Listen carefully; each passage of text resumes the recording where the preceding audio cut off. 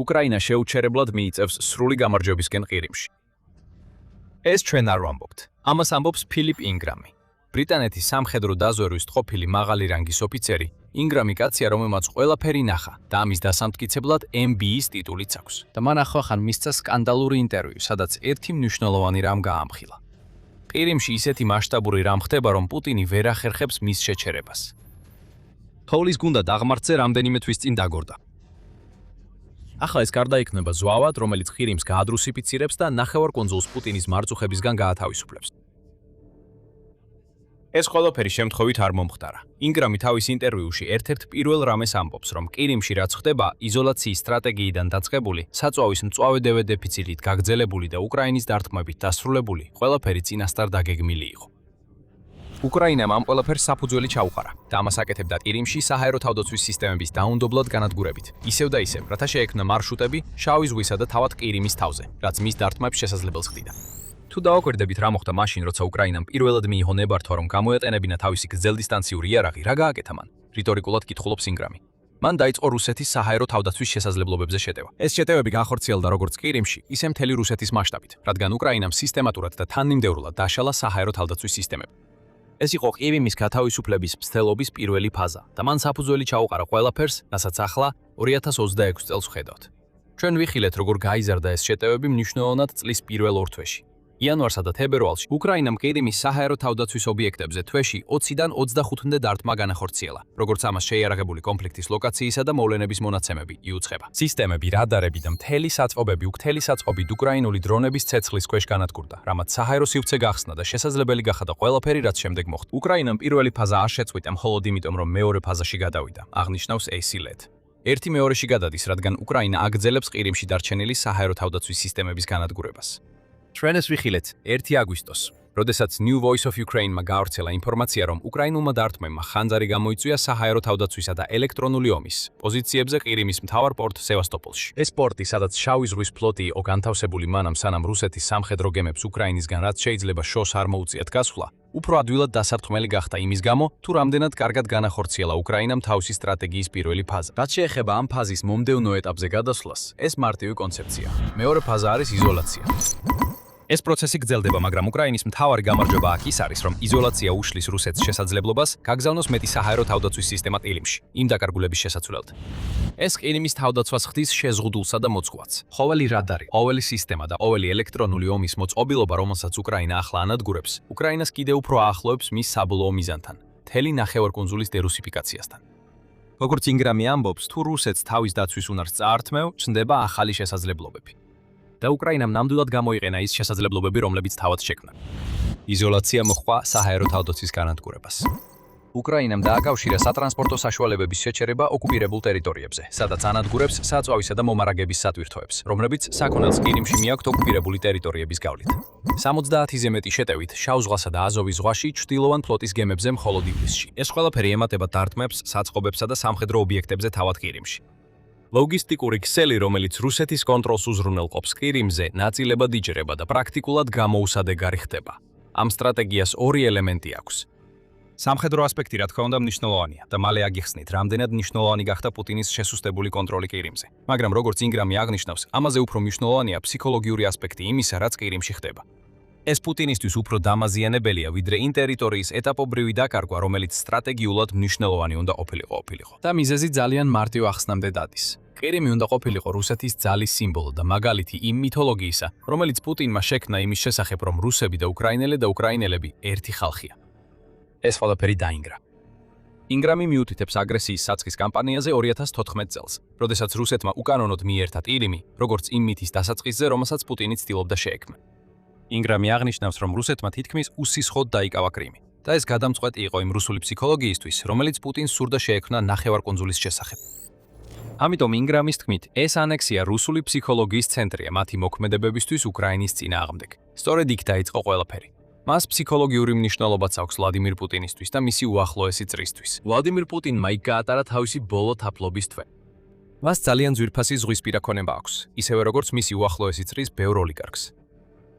პუტინისთვის კრიმის ისე წარმოჩემის იდეა თითქოს ის ყოველთვის რუსეთის ნაწილი იყო, ძალიან მნიშვნელოვანია. ნახევარკუნძულის ანექსიის შემდეგ პუტინი მალევე ჩავიდა იქ და მოაწყო პომპეზური მომლოცველობა იმ ადგილებზე, რომლებიც მისთვის მნიშვნელოვანი იყო თავისი მითების გასაფართოებლად. საბჭოთა ეპოქის მეორე მსოფლიო ომის მემორიალთან გვირგვინები დაადეს.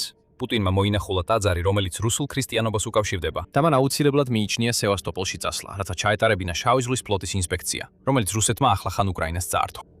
ეს ყველაფერი ემსახურებოდა რუსეთის როგორც დიდი ძალის იმიჯის შექმნას, რომელიც უკრაინას თავის წიაღში აბრუნებდა და თითქოს უკრაინელებს ეს სურდათ. ანექსია პრაქტიკულად უსისხოდ განხორციელდა. ეს იყო პუტინის დიდი გამარჯვება და მან ეს გამოიყენა იმისთვის, რომ შეექმნა მითი, თითქოს რუსები და უკრაინელები ერთი ხალხია.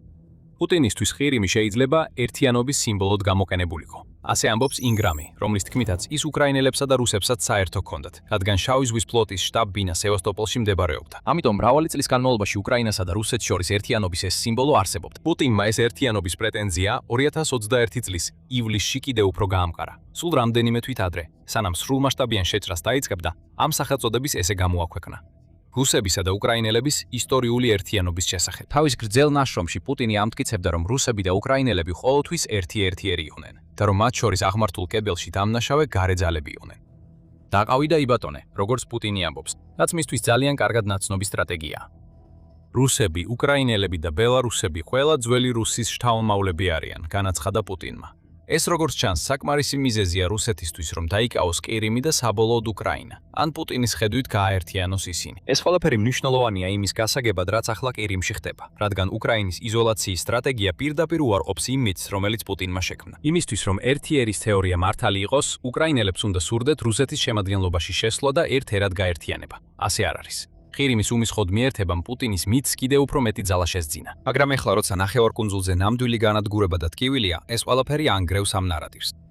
ნუ დააკრინებთ იმას, რამდენად მნიშვნელოვანია ფსიქოლოგიურად, რასაც უკრაინა აკეთებს.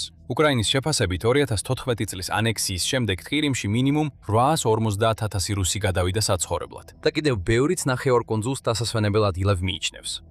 ყველა მათგანი პუტინის მტკიცებამ ერთიანობის შეთიანობის შესახებ მიიზიდა, მაგრამ აღმოჩნდა, რომ უკრაინის მიერ გაგზავნილი ყოველი დრონი თუ რაკეტა არა მხოლოდ სამხედრო ტექნიკას აზიანებს, არამედ იმ ამბავსაც, რომელიც პუტინმა შეთხზა. უკრაინელები და რუსები ერთი ხალხი არ არიან. ეს გზავნილი კიდევ უფრო მკაფიოდ ისმის უკრაინის ოპერაციის მეორე ფაზაში. ამ მითის დამსხვრევა მნიშვნელოვანია პუტინის გავლენის შესასუსტებლად ნახევარკუნძულზე, რადგან ეს აჩვენებს იმ ტყუილებს, რომლებიც პუტინმა თქვა ყირიმის შესანარჩუნებლად. მაგრამ ამ მოჩვენებითი ერთიანობის მიღმა არსებობს კიდევ ერთი ფსიქოლოგიური ასპექტი პუტინის კონტროლისა ყირიმზე. ეს არის ძალაუფლება. ერთიანობას არ აქვს მნიშვნელობა პუტინისთვის ძალის დემონსტრაციასთან შედარებით და უკვე 10 წელზე მეტია. ყირიმი იყო რუსეთის თითქოს და შესაძლებლობის საუკეთესო დემონსტრირება, რომ უკრაინაზე დომინირება შეძლო. უსისხო გადატრიალება მხოლოდ ერთიანობას არ ეხებოდა. ეს იყო იმის ჩვენება მსოფლიოსა და უკრაინის ხალხისთვის, რომ რუსეთი საშიშია და უნდა ეშინოდეთ. უკრაინამ არ იბრძოლა საპასუხოდ, რადგან ეშინოდა ამის გაკეთება. იცოდა, რომ რუსეთი დანარჩენ ქვეყანასაც გადაუვლიდა თუ ასე მოიქცეოდა. ასე იყო 2014 წელს, როცა უკრაინა სრულმასშტაბიანი შეჭრისთვის მოუმზადებელი იყო. მაგრამ 2022 წელს და მის შემდეგ უკრაინამ გაანადგურა ეს რუსული მითი დაუმარცხებლობის შესახებ. ყოველი რაკეტა, რომელიც ახლა ყირიმში მიფრინავს, ან დრონი, რომელიც იქ აფეთქდება, აშკარად აჩვენებს წინააღმდეგობას პუტინის ძალის პრეტენზიებსა და ნახევარკუნძულზე არსებულ რეალობას შორის. რუსული ფოლკლორი ნელ-ნელა ნადგურდება უკრაინის იზოლაციის კამპანიის შედეგად, ისევე როგორც ყველაფერი, რაც მან ყირიმს გაუკეთა. ინგრამი მიუთითებს შავი ზღვის ფლოტის პედიაზე, რადგან ამ ფლოტის დაახლოებით 30% განადგურებულია და დანარჩენი დამალულია. ის განსაკუთრებით აღნიშნავს უკრაინის თავდასხმებს ქერჩის ხიდზე, რომელიც კიდევ ერთი სიმბოლოა რუსეთის თითქოს და ძალაუფლებისა, რადგან ის ყირიმს რუსეთის ძირითად ტერიტორიასთან აკავშირებს. ეს ყველაფერი არასდროს უნდა ყოფილიყო შესაძლებელი. რუსეთი ძალიან ძლიერი იყო, უკრაინა კი ძალიან სუსტი. რუსეთს სურდა, რომ ყირიმის ანექსია წარმოეჩინა როგორც უკრაინასთან გაერთიანების დასაწყისი, როგორც რუსეთის დიდების დღეების დადაბრუნება. რაც უკრაინამ გააკეთა განსაკუთრებით 2026 წელს, ეს იყო მოულოდნელი შემოbrunება ამ ისტორიაში. პუტინის კონტროლი ყირიმზე შესუსტდა სწორედ იმიტომ, რომ უკრაინამ დიდი წარმატება მოიპოვა ნახევარკუნძულის საჰაერო თავდაცვის სისტემების განადგურებაში და მისი რუსეთისა და ოკუპირებული ტერიტორიებისგან იზოლირებაში. მაგრამ ყველაფერი ამაზე ბევრად ღრმაა. პუტინის გაპრების მიღმა ყირიმი ასევე სამხედრო აქტივი იყო. ეს მითთან ერთად იშლება უკრაინის დაუძლეველი გამარჯვებისკენ სვლაში. თუმცა სანამ უფრო ღრმად შევალთ, შეგახსენებთ, რომ უყურებთ სამხედრო გადაცემას. თუ არხიდან ინფორმაციას ირებთ, არ დაგავიწყდეთ გამოწევა და შეტყობინებების ჩართვა, რომ არ გამოტოვოთ ჩვენი ყოველდღიური ვიდეოები. 2026 წელს სტრატეგიული თვალსაზრისით უზარმაზარი განსხვავებაა იმას შორის თუ რა არის ახლა ყირიმი და რა უნდა ყოფილიყო ის რუსეთისთვის. ყირიმი ძალიან დიდი ტერიტორია, აღნიშნავს ინგრამი. ის შედარებით უსაფრთხო აღმოჩნდა იმ შემთხვევაში, როცა უკრაინას საშუალო მანძილის შესაძლებლობები არ ჰქონდა. შედარებით უსაფრთხო ბაზა, სადაც შესაძლებელია ლოგისტიკური მარაგების შენახვა, საჰაერო ძალების ბაზების განთავსება და სხვა ყველაფერი, რათა იქიდან შეძლონ გაფრენა, აღმოსავლეთ უკრაინაში მიმდინარე ოპერაციების მხარდაჭერა და იქ მყოფი რუსი ჯარების დახმარება. ინგრამის თქმით, ყირიმმა რუსეთს ფაქტობრივად ავიამზიდის მსგავსი შესაძლებლობა მისცა, რადგან პუტინს ეგონა, რომ უკრაინა ნახევარკუნძულს ვერ დაარტყამდა. ბრიტანელი ექსპერტი სიტყვა უსაფრთხოს იმეორებს. პუტინს ეგონა, რომ ყირიმი იყო უსაფრთხო ბაზა, საიდანაც შეეძლო თავდასხმების განხორციელება და ლოგისტიკის მართვა აღმოსავლეთ უკრაინაში. ეს ყველაფერი შეიცვალა და ეს უკრაინის ბრწყინვალე იზოლაციის სტრატეგიის დამსახურებაა. ყირიმის ნახევარკუნძულზე საუბრისას ინგრამი ამბობს, რომ მისი იზოლაციით უკრაინა აჩერებს რუსეთის შესაძლებლობას ასე მოიქცეს. უკრაინამ შეაჩერა რუსეთის შესაძლებლობა გამოიყენოს ის როგორც საჰაერო ბაზა ან რამდენიმე საჰაერო ბაზა, როგორც ლოგისტიკური ბაზები, როგორც სარდლობისა და მართვის პუნქტები. შავი ზღვის ფლოტი განდევნილია და ამ ყველაფერმა პუტინი ძალიან დააფიქრა ყირიმზე, რადგან მას აღარ შეუძლია ნახევარკუნძულის გამოყენება სამხედრო დომინირების მისაღწევად, რასაც რუსეთის ხალხს პირდებოდა. პუტინი იძულებულია უყუროს, როგორ აღმოჩნდა უკრაინის სტრატეგია ყირიმისთვის ბევრად უფრო ფართო და ეფექტური, ვიდრე მას ოდესმე წარწარმოედგინა. როცა ეს მხოლოდ დრო და დრო კერჩის ხიდზე დარტყმებს ან შავი ზღვის სამხედრო ობიექტებზე თავდასხმებს გულისხმობდა, მაგრამ არა უშუალოდ ყირიმს, პუტინი ამას უმკლავდებოდა. იზოლირებული დარტყმები არაფერს ნიშნავს, ამტკიცებდა ის. მაგრამ ახლა უკრაინის სტრატეგია ყველაფერს მოიცავს. ყირიმი რეგულარული სამიზნეა, რომელსაც როგორც წესი კვირაში რამდენჯერმე ურტყამენ. შავი ზღვა თითქმის მთლიანად უკრაინის კონტროლქვეშაა და ლოგისტიკური არტერიები, რომლებიც ოკუპირებული ტერიტორიებიდან ყირიმში მიედინებოდა, დაინგრა, ზუსტად ისე, როგორც პუტინის კონტროლი ყირიმზე იშლება. რუსეთი სტრატეგიულად გაშიშლდა, რადგან კიდევ ერთხელ შეაფასა უკრაინა არასწორად.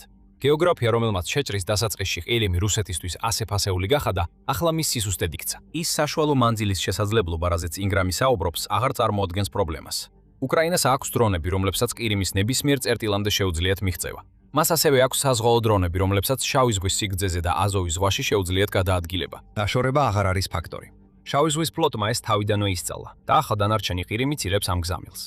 ყირიმი უსაფრთხო აღარ არის და ეს ნიშნავს, რომ მას აღარ შეუძლია იყოს ის მასიური სამხედრო ბაზა, როგორცაც პუტინი წარმოიდგენდა. უკრაინის დათმობებმა ყველაფერზე, ხიდებიდან და სარკინიგზო ხაზებიდან კოლონებამდე და საწვავის საწყობებამდე გაანადგურა ყირიმი, როგორც სტრატეგიული აქტივი პუტინისთვის. უკრაინა ძალას იყენებს ყირიმის დასაბრუნებლად, მაგრამ ამას ისეთი გზით აკეთებს, როგორცაც არავინ, მათ შორის პუტინიც კი არ ელოდა. წლების განმავლობაში, განსაკუთრებით უკრაინის ომამდე, კონსენსუსი იყო, რომ ყირიმის დაბრუნებას მასიური ამფიბიური შეტევა დასჭირდებოდა, რაც უკრაინას საშუალებას მისცემდა ნახევარკუნძულზე ფეხი დაედგა.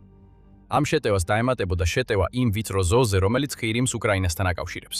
ეს უბრალოდ შეუძლებელი იყო. უკრაინა დაკარგავდა 10,000-ობით ჯარისკაცს თუ არა მეც და საკუთარ თავს დაუცველს დატოვებდა მატერიკზე.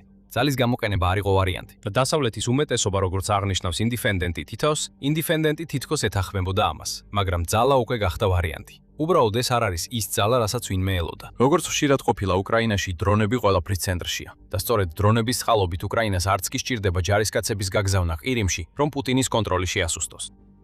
დრონების მუდმივი იერიშები და მათ შედეგები უკრაინისთვის დერუსიფიკაციის საქმეს აკეთებს.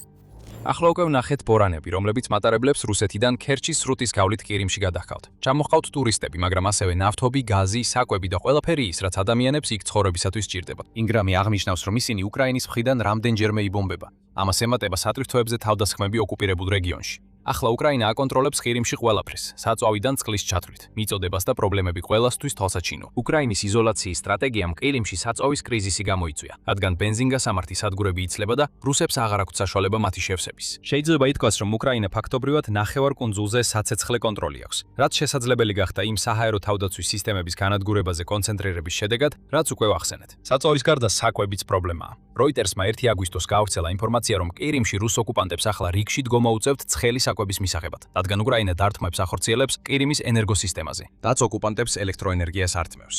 მთელი ქალაქები რჩებიან ელექტროენერგიისა და წყლის გარეშე, იუწყება New York Times-ი. ზოგ შემთხვევაში ელექტროენერგიის გათიშვა რამდენიმე დღეს გრძელდება, სანამ რუსეთი შეძლებს ენერგიის აღდგენას და უკრაინა კვლავ ახორციელებს დარტყმას. ივლისში ნახევარკუნძულზე ღამის განათება 20%-ით შემცირდა. უკრაინის მიერ გამოწვეულმა ელექტროენერგიის გათიშვამ ომამდე ყირიმის 1,4 მილიონი მოსახლე დააზარალა. სწორედ ეს არის მთავარი მიზანი. სიმბოლური და სამხედრო ასპექტების გარდა, უკრაინა ყირიმს ნამდვილ ჯოჯოხეთად აქცევს იმ ადამიანებისთვის, რომლებიც რუსეთმა ნახევარკუნძულზე გადაასახლა. ამ ადამიანებმა იციან, რომ პუტინი ვერ დაიცავს მათ. ისინი ამას ყოველდღე ხედავენ.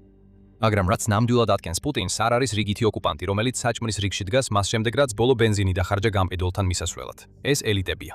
ისინი კარგად ხედავენ, რა იქცა ყირიმი და ეს ნამდვილად არ არის ის, რაც პუტინმა მათ დაპირდა. ყირიმი უნდა ყოფილიყო საკურორტო ადგილი, სამოთხე პუტინის ოლიგარქებისთვის, რომელსაც უკრაინა ვერ შეეხებოდა. ეხლა ეს ოლიგარქები მიდიან პლაჟზე და ხედავენ, რომ პლაჟზე ნაღმებია, მალთულხლართებია და ტანკსაწინააღმდეგო მოწყობილობებია. ეს აღარ არის იგივე. ყველაფერი შეიცვალა, ამბობს ინგრამი. ეს არის ის გზავნილი, რომელიც რუსული ელიტის წრეებში პუტინის უახლოეს გარემოცვაში აღწევს. რასაც აქ ხედავთ, ეს არის განთავისუფლება ნარატივის განადგურებით. უკრაინას არ სჭირდება ჯარისკაცების გაგზავნა ყირიმში. ის უბრალოდ პუტინისთვის და მის ელიტებისთვის ნახევარკუნძულს უვარგის ხდის. უკრაინამ უბრალოდ უნდა გააგრძელოს დრონების გაგზავნა იმ ობიექტებზე, რასაც ბოლო რამდენიმე თვეა უთხრამს. ყოველი დარტყმა ზიანს აყენებს. ეს ზიანი ვერ გამოსწორდება უკრაინის ბრწყინვალე იზოლაციის სტრატეგიის გამო და ყოველ ჯერზე, როცა დრონი ყირიმში ეშვება, პუტინი დარტყმას იღებს.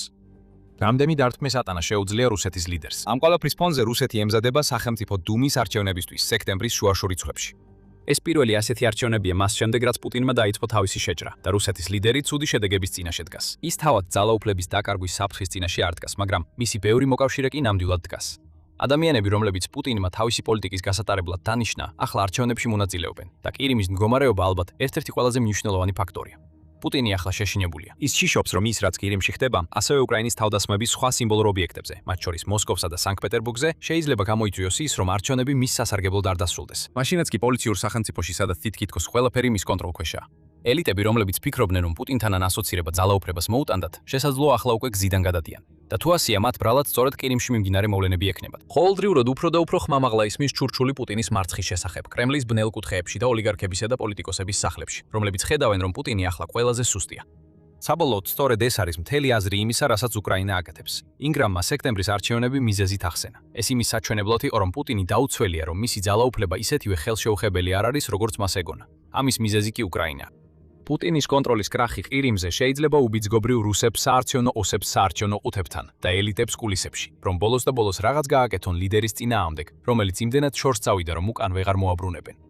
პუტინი ყირიმიდან არ გავა, უკრაინა არ შეიჭრება. მაგრამ არც ერთი ამ სცენარის განხორციელება არ არის საჭირო იმისთვის, რომ უკრაინა ნახევარკუნძულზე გამარჯვებული იყოს. უკრაინის ყოფილი თავდაცვის მინისტრი მიხაილო ფედოროვი ყველაფერს ჯერ კიდევ ივნისში ასახავდა. ყირიმი კუნძულად იქცევა. შეიძლება ითქვას, რომ უკვე კუნძულია. და რაც ნახევარკუნძულის მომავალშია, ეს არის მეტი დათქმა, მეტი ტკივილი და მეტი რისხვა რუსეთის პრეზიდენტის მიმართ, რომელმაც დაცვის პირობა დადო, მაგრამ ყველა ეტაპზე ვერ შეძლო ამის შესრულება. ჩვენ ხედავთ ყირიმში რუსეთის მმართველობის დასასრულის დასაწყისს. უკვე რაღაც მასიური ხდება ნახევარკუნძულზე და პუტინისთვის აქედან მხოლოდ უფრო გაუარესდება ყველაფერი. ინგრამმა ახსნა ის, რასაც უკრაინა აკეთებს ყირიმში და ბრწყინვალე ორფაზიანი კამპანიის შედეგები. აშშ-ს ომი ირანთან კვლავ გააქტიურდა. უკვე რამდენიმე დღეა, რაც დარტყმები ხორციელდება, მაგრამ ოპერაცია ეპიკური რისხვა ამჯერად რაღაცით განსხვავდება. ეს აღარ ეხება მხოლოდ საჰაერო ძალებს. აშშ-მ თავისი გაკვეთილები ისწავლა და იცის, რომ ჰორმუზის სრუტე წარმატების გასაღები იქნება მეორე ჯერზე. ამიტომ აშშ-მ საიდუმლო იარაღი გამოიყენა. და ეს ჩვეულებრივი იარაღი არ არის. ეს ისაა, რაც უკრაინამ გამოიგონა და აშშ-მ ისწავლა, როგორ გამოეყენებინა. უკრაინამ აშშ-ს გასაღები მისცა. ეხლა აშშ-ის ისტორიაში პირველად ეს გასაღები გამოიყენება ჰორმუზის სრუტის ბარიერის გასახსნელად და ირანი ამისთვის მზად არ არის. რა არის ეს გასაღები? მოდით მივცეთ საშუალება აშშ-ის ცენტრალურ სარდლობას, ანუ CENTCOM-ს ახსნას. 13 ივლისს X-ზე გამოქვეყნებულ სტატიაში CENTCOM-მა გაამჟღავნა, რომ წინა დღეს ირანზე შეტევის ტალღა დაიწყო. და რომ ამ დათმებმა რამდენიმე ობიექტს დაარტყა, ყველაფერი იმ მიზნით, რომ ირანს ჰორმუზის სრუტეში გემებზე თავდასხმა არ დაეშვა.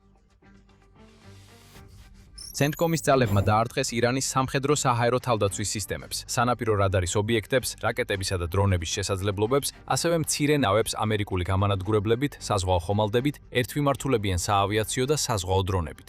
სტატიაში ეს პირველად გახდა ცნობილი. სწორედ ეს ბოლო განცხადებაა მთავარი. პირველად ისტორიაში აშშ-მ მტრის წინააღმდეგ თავდასხმის მიზნით კამიკაძე საზღვაო დრონები გამოიყენა.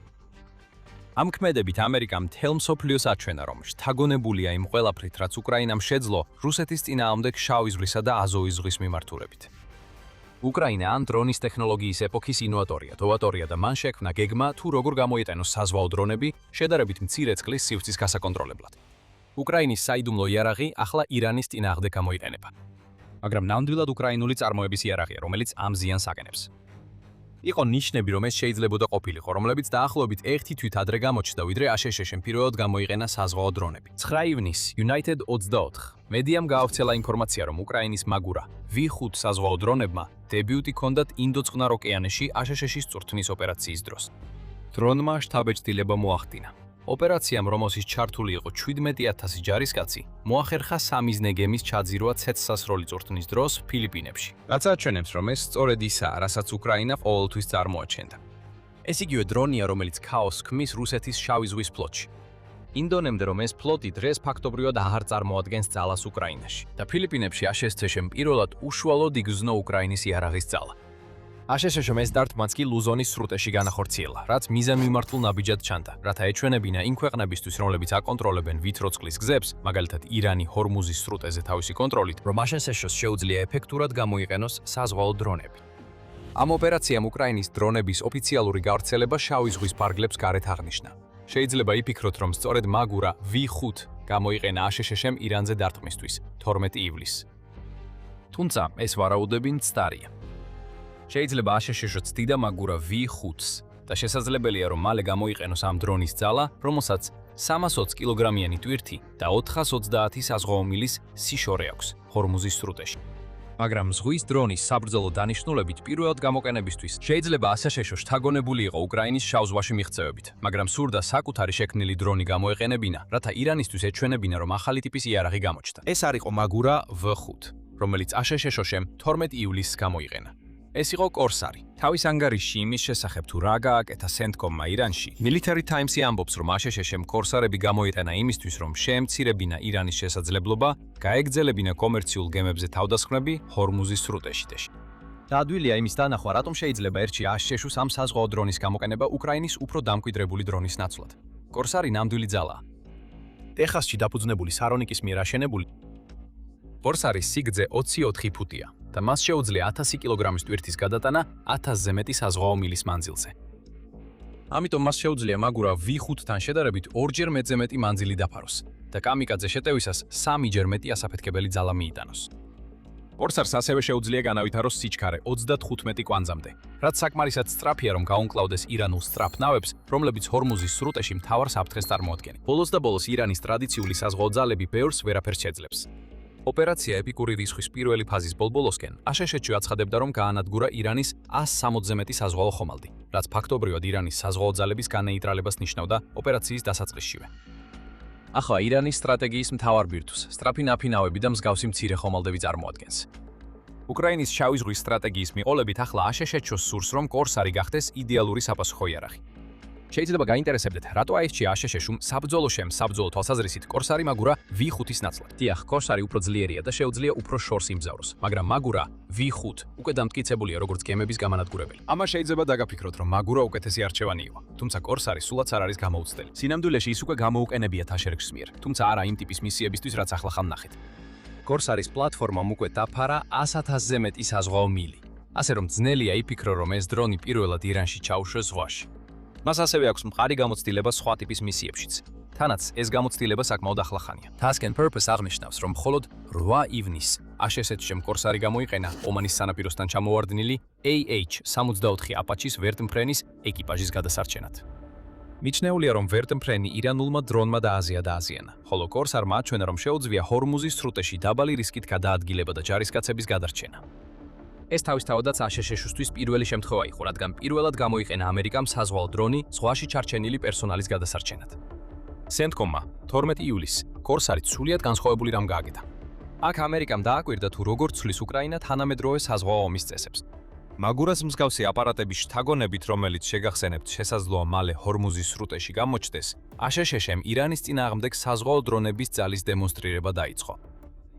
ეს თეირანის რეჟიმისთვის ნათელი სიგნალია, რომ ჰორმუზის სრუტეზე ბრძოლა ამჯერად სხვანაირად წარიმართება. შავი ზღვის მსგავსად ჰორმუზის სრუტე შედარებით პატარა წყლის სივრცეა, რომელსაც აშკარა შესასვლელები აქვს. ის კონტროლირებადია. თუმცა ჯერ კიდევ რჩება კითხვები, რომლებზეც პასუხი არ გაგვიცია. თავარი მათ შორის არის ის, თუ რას დაართვა აშშ-მ რეალურად კორსარით. ვიცით, რომ უპრეცედენტო დარტყმა განხორციელდა, მაგრამ რა გაანადგურა მან? თქვენ მალე გაიგებთ პასუხს, მაგრამ ჯერ შეგახსენებთ, რომ უყურებთ სამხედრო შოუს. თუ ჯერ არხზე არ გაქვთ გამოწერა, ეხლა იდეალური დროა დააჭიროთ ღილაკს. არსებობს მნიშვნელოვანი განსხვავება უკრაინის შავი ზღვის კამპანიასა და იმაზე, რაც აშშ-მ ახლახან გააკეთა თავისი საზღვაო დრონით. განსხვავება იმაშია, თუ რა ტიპის ობიექტი იყო დარტყმის სამიზნე. უკრაინა ძირითადად კონცენტრირებულია გემების განადგურებაზე თავისი საზღვაო დრონებით, რადგან იცის, რომ რუსეთს არ შეუძლია შავ ზღვაში დაკარგული სამხედრო გემების ჩანაცვლება. აშშ-ს ასეთი ფუფუნება არ აქვს ირანის სწრაფი ნავების შემთხვევაში, რომლებიც უფრო პატარაა, სწრაფია და ბევრად უფრო მრავალრიცხოვანია, ვიდრე რუსეთის სამხედრო გემები. ამიტომ აშშ-მ გადაწყვიტა, რომ კორსარით სწრაფი ნავების სამიზნედ არჩევის ნაცვლად პირდაპირ წყაროსთან მისულიყო, ბაზასთან, საიდანაც ეს სწრაფი ნავები გამოდიან. რაც აშშ-მ კორსარებით 12 ივლისს გააკეთა იყო უფრო ფართო დარტყმების სერიის ნაწილი, რომელშიც ასევე მონაწილეობდნენ საჰაერო დრონები, სამხედრო გემები და გამანადგურებელი თვითმფრინავები, რომლებიც ერთადად დაესხნენ თავს ირანის ათეულობით სამხედრო ობიექტს. თუმცა ბანდარ-აბასის საზღვაო ბაზის სამიზნედ არჩევა სწორედ კორსარების ამოცანა იყო. ამ ბაზას ამერიკის 3 საზღვაო დრონი ეწვია და აშკარაა, რატომ აირჩია აშშ-მ ეს კონკრეტული ობიექტი თავისი საბრძოლო სტრატეგიისთვის. ბანდარ-აბასი ირანის ერთ-ერთ ყველაზე მნიშვნელოვან საზღვაო ბაზად ითვლება. რადგან ის ირანის საზღვაო ძალებისა და ისლამური რევოლუციური გვარდიის კორპუსის, ანუ ირაკკის საზღვაო ძალების მთავარი ბაზაა. უკანასკნელი ძირითადად პასუხისმგებელია სწრაფი ნავების განლაგებაზე, რომელსაც ირანი ჰორმუზის სრუტეში საზღვაო გადაზიდვების შესაფერხებლად იყენებს. ბანდარ-აბასი ირანის საზღვაო ძალებისთვის მრავალფუნქციური ბაზაა, როგორც სენდბოქსი უცხება. აქ მდებარეობს სარდლობისა და მართვის პუნქტები. ირანი მას იყენებს როგორც სწრაფი ნავებისა და ნაღმფენების განლაგების ადგილს, ორივე მათგანმა უკვე მრავალი პრობლემა შექმნა ჰორმუზში. ამ კონკრეტულ ბაზაზე რაკეტებიც კი არის განთავსებული. მაგრამ ყველაზე მნიშვნელოვანი და ალბათ მთავარი მიზეზი, რატომაც ეს ბაზა პირველი გახდა ამერიკის კორსარების თავდასხმის სამიზნე, სწორედ ეს არის. ბანდარ-აბასი მდებარეობს ჰორმუზის სრუტის მრუდის წვერზე, რაც თითქმის ზუსტად წყლის გზის ცენტრში. ბაზა ყველაფრის ცენტრშია. არც ერთი გემი, რომელიც ცდილობს ჰორმუზის სრუტეში შესვლას ან გამოსვლას, ვერ აიცილებს ბანდარ-აბას. ნებისმიერი გემი, რომელიც ირანს არ სურს ჰორმუზის სრუტეში, შეიძლება გახდეს სამიზნე იარაღისთვის, რომელიც სწორედ ამ ბაზიდან არის გაშვებული.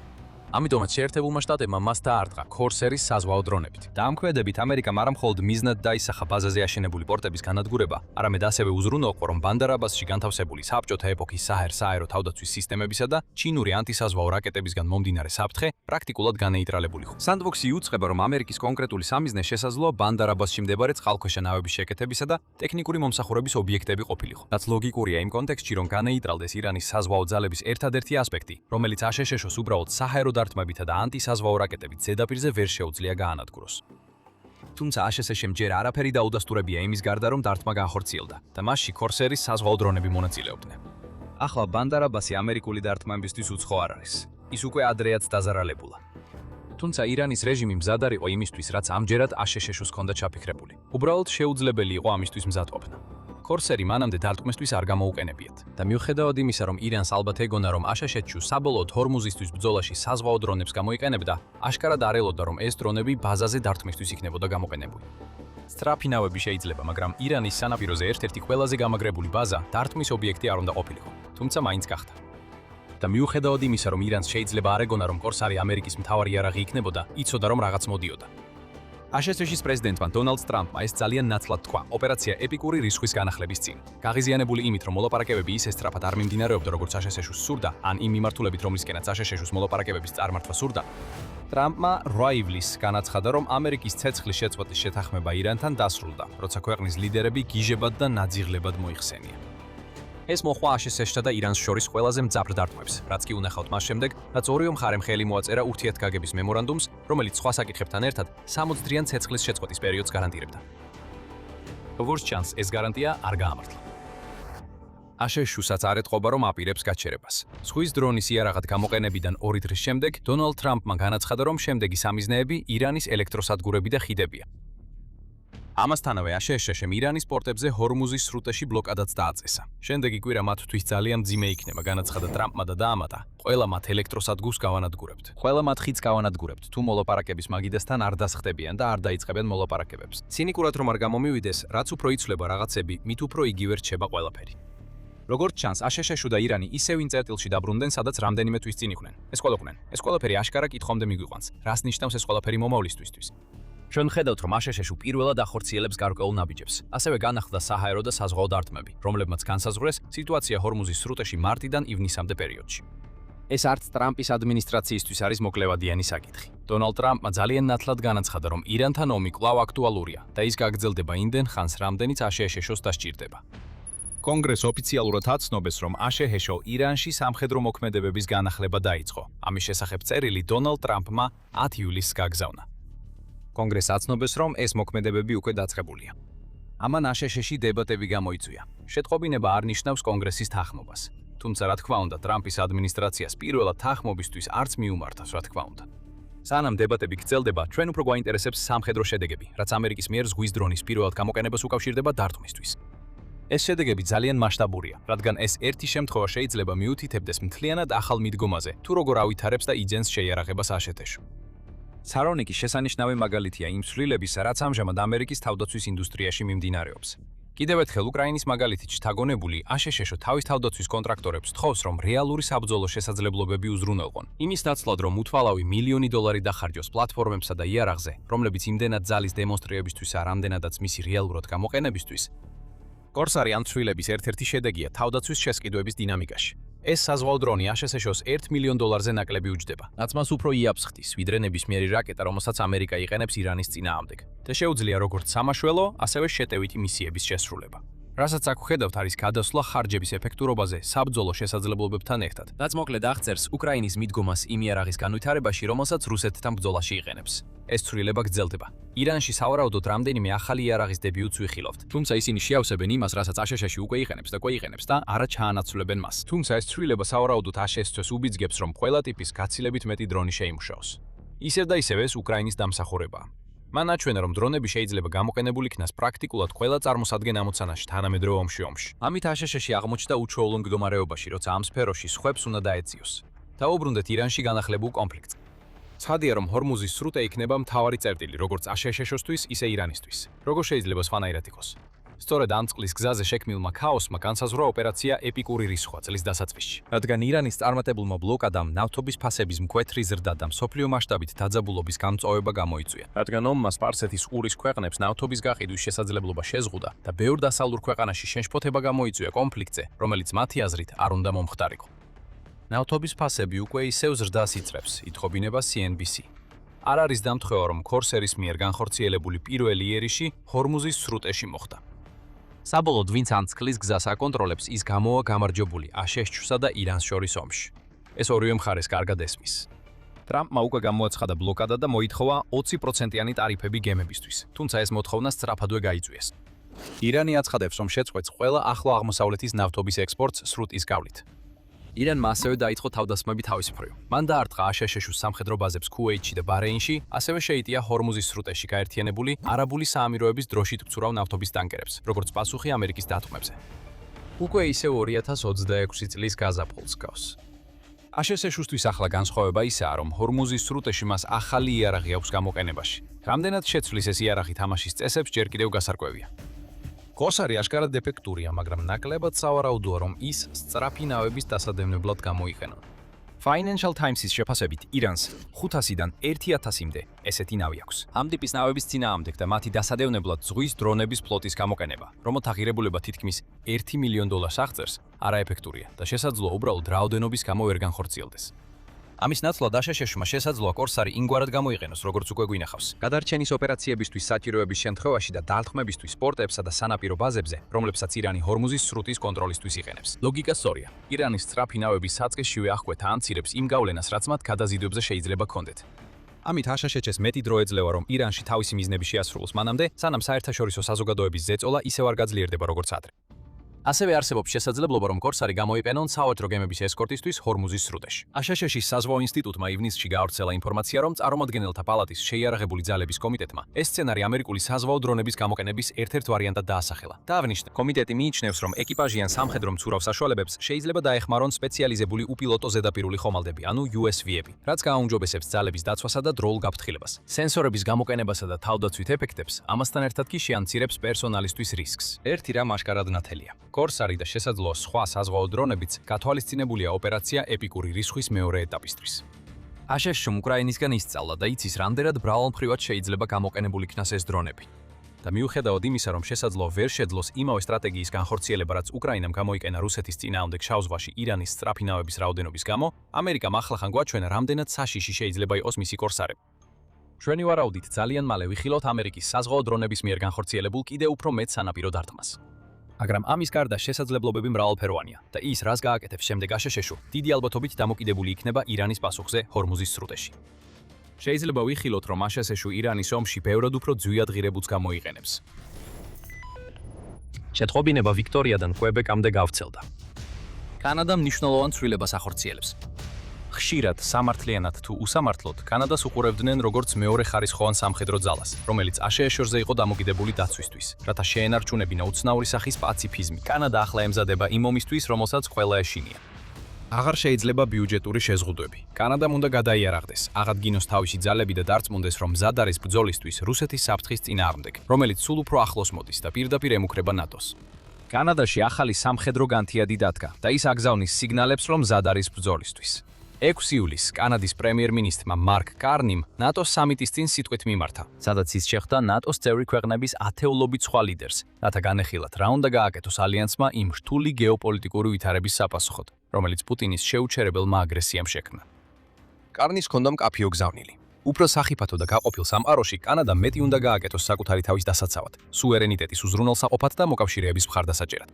კანადის პრემიერ-მინისტრმა განაცხადა, შემდეგ კი დაამატა, რომ დასრულდა ის 10 წლეულები საგარეო პოლიტიკისა, როდესაც კანადის სამხედრო ძალა ყალიბდებოდა იმ ვარაუდით, რომ მას ყოველთვის დაუჭერდა მხარს მისი ყველაზე ძლიერი პარტნიორი. ის ვარაუდები, რომლებმაც 10 წლეულების განმავლობაში განსაზღვრა კანადის თავდაცვისა და საგარეო პოლიტიკა, თავდაყირა დადგა. ისტორია მთელი ძალით დაბრუნდა. ბოლო ფრაზა შემაშფოთებლად მართალია. ვლადიმირ პუტინმა უკრაინაში შეჭრით 3 წლეულის შემდეგ ცივი ომის ეპოქის საშინელებები კვლავ ყურადღების ცენტრში დააბრუნა. ახლა კი შიში ისაა, რომ ის მალე თავის აგრესიას ომამდე გააფართოებს, რომელიც ევროპას და შესაძლოა დანარჩენ მსოფლიოსაც მოიცავს. აქ ჩვენ ხედავთ კანადის პოლიტიკის სრულ შემოტრიალებას, რომელსაც მარკ კარნი აცხადებს. 10 წლეულების განმავლობაში კანადა ნატოს ერთ-ერთ ყველაზე სუსტ რგოლად მიიჩნეოდა, როგორც Wall Street Journal იწერს. გამოცემა სწორს ამბობს. ქვეყანას დიდი ხნის ისტორია აქვს იმაში, რომ ერასდროს მიუახლოვდა ნატოს თავდაცვის ხარჯების მიზანს, რომელიც წევრი ქვეყნის მთლიანი შიდა პროდუქტის, ანუ MSHP-ს 2% შეადგენს. კიდევ 2025 წელსაც კი კანადა თავდაცვაზე მხოლოდ MSHP-ს 1,37% ხარჯავდა და 2006 წლიდან მოყოლებული რეგულარულად ჩამორჩებოდა ნატოს მიზანს. ეს 2026 წელს შეიცვალა და ჩვენ განვიხილავთ თუ რამდენად მალე მოხდა ეს. მაგრამ კარნის განცხადება ბევრად მეტია ვიდრე უბრალოდ ხმამაღალი სიტყვები ქვეყნისგან, რომელსაც ყოველთვის ჰქონდა პოტენციალი გამხდარი ომ მნიშვნელოვანი სამხედრო ძალა. ეს განზრახვის განცხადება, ეს არის სიგნალი ნებისმიერი პოტენციური მტრისთვის, ვინც უსმენს, რომ კანადა ასრულებს იმ პერიოდს, როცა უბრალოდ მიხვებოდა დინებას და ნატოში თავის პოზიციაზე იყო დამოკიდებული. და ახლა ემზადება, რომ თავად ჩამოყალიბდეს ძლიერ საბრძოლო ძალად, რომელიც მზად იქნება ნებისმიერი ომისთვის, რაც არ უნდა დაემუქროს. აშეგეშალოთ, კანი სურს რომ პუტინმა იცოდეს, კანადა იღვიძებს. ის მიანიშნებს ახალ მიდგომაზე, რომელსაც AFCEA International 3 ეტაპით ახდენს: აღდგენა, გადაიარაღება და დამოკიდებულების შემცირება. იმ დროს, როცა კანადა აცხადებს, რომ მზადაა 81 მილიარდი დოლარი გამოყოს თავისი არმიის მოდერნიზებისთვის, ინიციატივით, რომელსაც თავდაცვის ინდუსტრიის სტრატეგია უწოდა. კანი ამბობს, რომ წარსულის წესებზე დაფუძნებული წესრიგი ქრება და კანადა მზად უნდა იყოს ყველაფრისთვის, რაც მომავალში მოხდება. ამის უზრუნველსაყოფად კანადამ შექმნა თავდაცვის საინვესტიციო სააგენტო, ანუ DIA, რათა გააკონტროლოს ახალი სტრატეგია. და ეს სააგენტო კონცენტრირებულია 5 ძირითად მიმართულებაზე, რაც კანადას ნატოს ერთ-ერთ მთავარ წევრად დაბრუნების საშუალებას მისცემს. ეს მიმართულებები ემთხვევა 3 ფაზას, რომელსაც AFCEA ასახელებს. ესენია: კანადის ურთიერთობების განახლება ინდუსტრიულ პარტნიორებთან, იარაღის ადგილობრივი წარმოების პრიორიტეტად გამოცხადება, ინვესტირება სამხედრო ინოვაციებში, თანამშრომლობა ადგილობრივ პარტნიორებთან და მომარაგების ჯაჭვების დაცვა, რათა აღმოიფხვრას ბარიერები, რომლებიც შეიძლება კანადის თავდაცვის უნარიანობაზე გავლენას ახდენდეს. ეს მხოლოდ საფუძველია, მაგრამ საკითხი ბევრად უფრო ღრმაა. დავიწყოთ აღდგენის ასპექტით. იმისთვის, რომ გახდეს ის სამხედრო ძალა, რაც საჭიროა, რომ კონდეს შანსი რუსეთთან ან სხვა მტერთან კონკურენციის, კანადა უნდა გააძლიეროს თავისი სამხედრო ძალა. ეს იწყება რეკრუტირებით და ეს ის სფეროა, სადაც კანადამ უკვე დაიწყო წარმატების მიღწევა. პოლიტიკო ამბობს, რომ კანადაში ხდება დიდი ცვლილება, რადგან ქვეყნის მოსახლეობა ემხრობა კარნის მოწოდებას უფრო ძლიერი სამხედრო ძალის შექმნისკენ. ამ ცვლილებამ გამოიწვია კანადელების, განსაკუთრებით ახალგაზრდა თაობის წარმომადგენლების რაოდენობის ზრდა, რომლებიც ერთვებიან კანადის არმიაში. გასული წლის განმავლობაში, 2026 წლის ზაფხულამდე, ჩარიცხვების რაოდენობა 13%-ით გაიზარდა, რაც ნაწილობრივ განპირობებულია იმით, რომ კანადა თავის ჯარისკაცებს 20%-იან ხელფასის ზრდას სთავაზობს და უკეთეს სოციალურ მომსახურებასა და სამხედრო საცხოვრებლებს პირდება მათ, ვინც ჯარში ერთვება. მანამდე კანადას მაინც და მაინც სუსტი სამხედრო ძალა არ ჰყავდა. Global Firepower-ი ქვეყანას 145 სახელმწიფოდან, რომელსაც ყოველწლიურად აფასებს 22 ყველაზე ძლიერ ქვეყნად ასახელებს. თუმცა დაახლოებით 40 მილიონიანი ქვეყნისთვის 73500-იანი მოქმედი სამხედრო ძალა ყოველთვის გარკვეულ პრობლემას წარმოადგენდა. ეს უბრალოდ საკმარისად დიდი სამხედრო ძალა არ არის ადამიანური რესურსის თვალსაზრისით. განსაკუთრებით აშშ-როსთან შედარებით და კანადელები ამას სწრაფად აცნობიერებენ. პოლიტიკო იუწყება, რომ ახლა კანადელთა 63% თვლის, რომ ქვეყანამ უფრო მეტი უნდა დახარჯოს თავდაცვაზე, ვიდრე უკვე ხარჯოს. განსაკუთრებით მას შემდეგ, რაც აშშ-თან დაძაბულობა იზრდება, რაზეც მალე ვისაუბრებთ, BBC ამატებს, რომ კანადის სამხედრო ძალებიდან წასული სამხედრო მოსამსახურეების რაოდენობაც იკლებს, რაც უფრო მაღალი რეკრუტირების მაჩვენებელს ემთხვევა. ეს ყველაფერი მნიშვნელოვანია კანადის ტრანსფორმაციის აღდგენის ეტაპისთვის. საჯარის გასაძლიერებლად ჯერ ხალხის ნება უნდა გქონდეს. კანადას როგორც ჩანს ეს აქვს, რაც მას ძლიერ საფუძველს აძლევს, რომ ააშენოს. და სწორედ აშენებს კანადა. კანადამ შექმნა 58 გვერდიანი სტრატეგიული დოკუმენტი, რათა აღწეროს თავისი მომავალი ხარჯვითი ვალდებულებები, ამჟამიდან 2035 წლამდე. ამ ვალდებულებებში შედის 180 მილიარდი დოლარი შესყიდვებისთვის და 290 მილიარდი დოლარი ქვეყნის თავდაცვის ინფრასტრუქტურაში. სხვა სიტყვებით, საუბარია იარაღისა და თავდაცვითი საშუალებების პირდაპირ აშენებაზე, რაც კანადას დასჭირდება თუ მას სურს ჰქონდეს შანსი მომავალ ომში. გარდა ამისა, Euromiden Press იუწყება, რომ კანადა იწყებს ახალ ზომებს, რომლებიც მას საშუალებას მიბს ჰიბრიდ მისცემს ჰიბრიდული ომის საფრთხეს გაუმკლავდეს, რომელსაც რუსეთის მსგავსი ქვეყნები წარმოადგენენ. კანადის უკრაინაში თანამდებობიდან მიმავალი ელჩის ნატალია სმოცის თქმით, კანადამ პარტნიორებთან ერთად ორი პროგრამა შექმნა, რათა ჰიბრიდულ საფრთხეს წინააღმდეგობა გაუწიოს.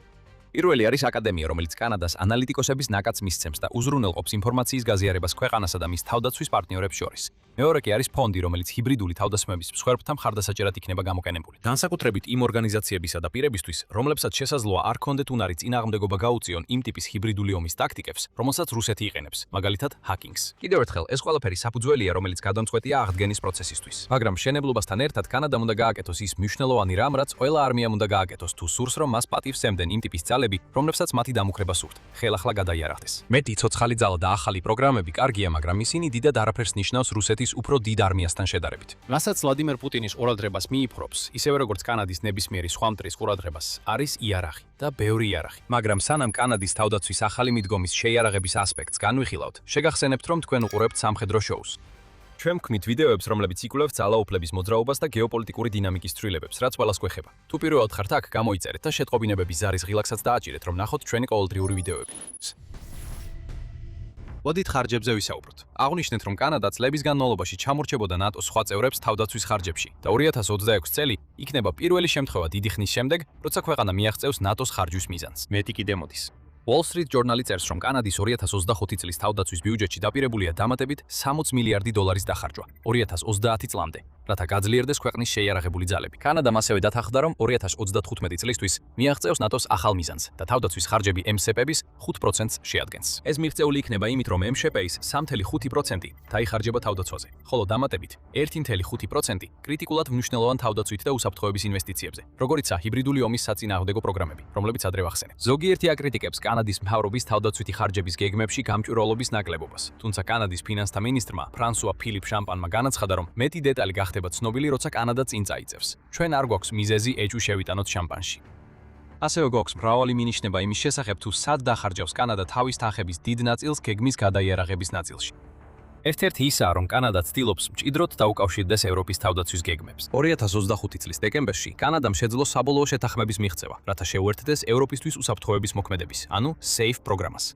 ეს 161 მილიარდი დოლარის პროგრამა, როგორც პოლიტიკო აღწერს, იარაღის სესხის სქემაა და ის კანადას მისცემს სვდომას ერთობლივად დაფინანსებულ პროექტებზე და საშუალებას მისცემს კანადურ კომპანიებს მიიღონ მონაწილეობა SAFE პროგრამის ფარგლებში სამუშაოებზე ტენდერში.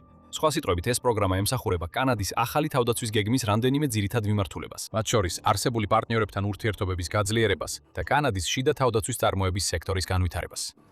მაგრამ ეს მხოლოდ დასაწყისია. რაც შეეხება ახალ იარაღზე პირდაპირ ხარჯვას, კანადა ბოლო დროს საკმაოდ აქტიურად ხარჯავს. მთავარი სიახლე ამ დრომდე 6 ივლისს გამოქვეყნდა. სწორედ მაშინ გავრცელდა ინფორმაცია, რომ კანადამ გერმანიიდან 12 წყალქვეშა ნავის შეძენაზე მოაწერა ხელი, რასაც BBC ამ ტიპის ყველაზე დიდ გარიგებად მოიხსენიებს. ამ გარიგებით კანადა უმკლავდება მნიშვნელოვან საზღვაო პრობლემას.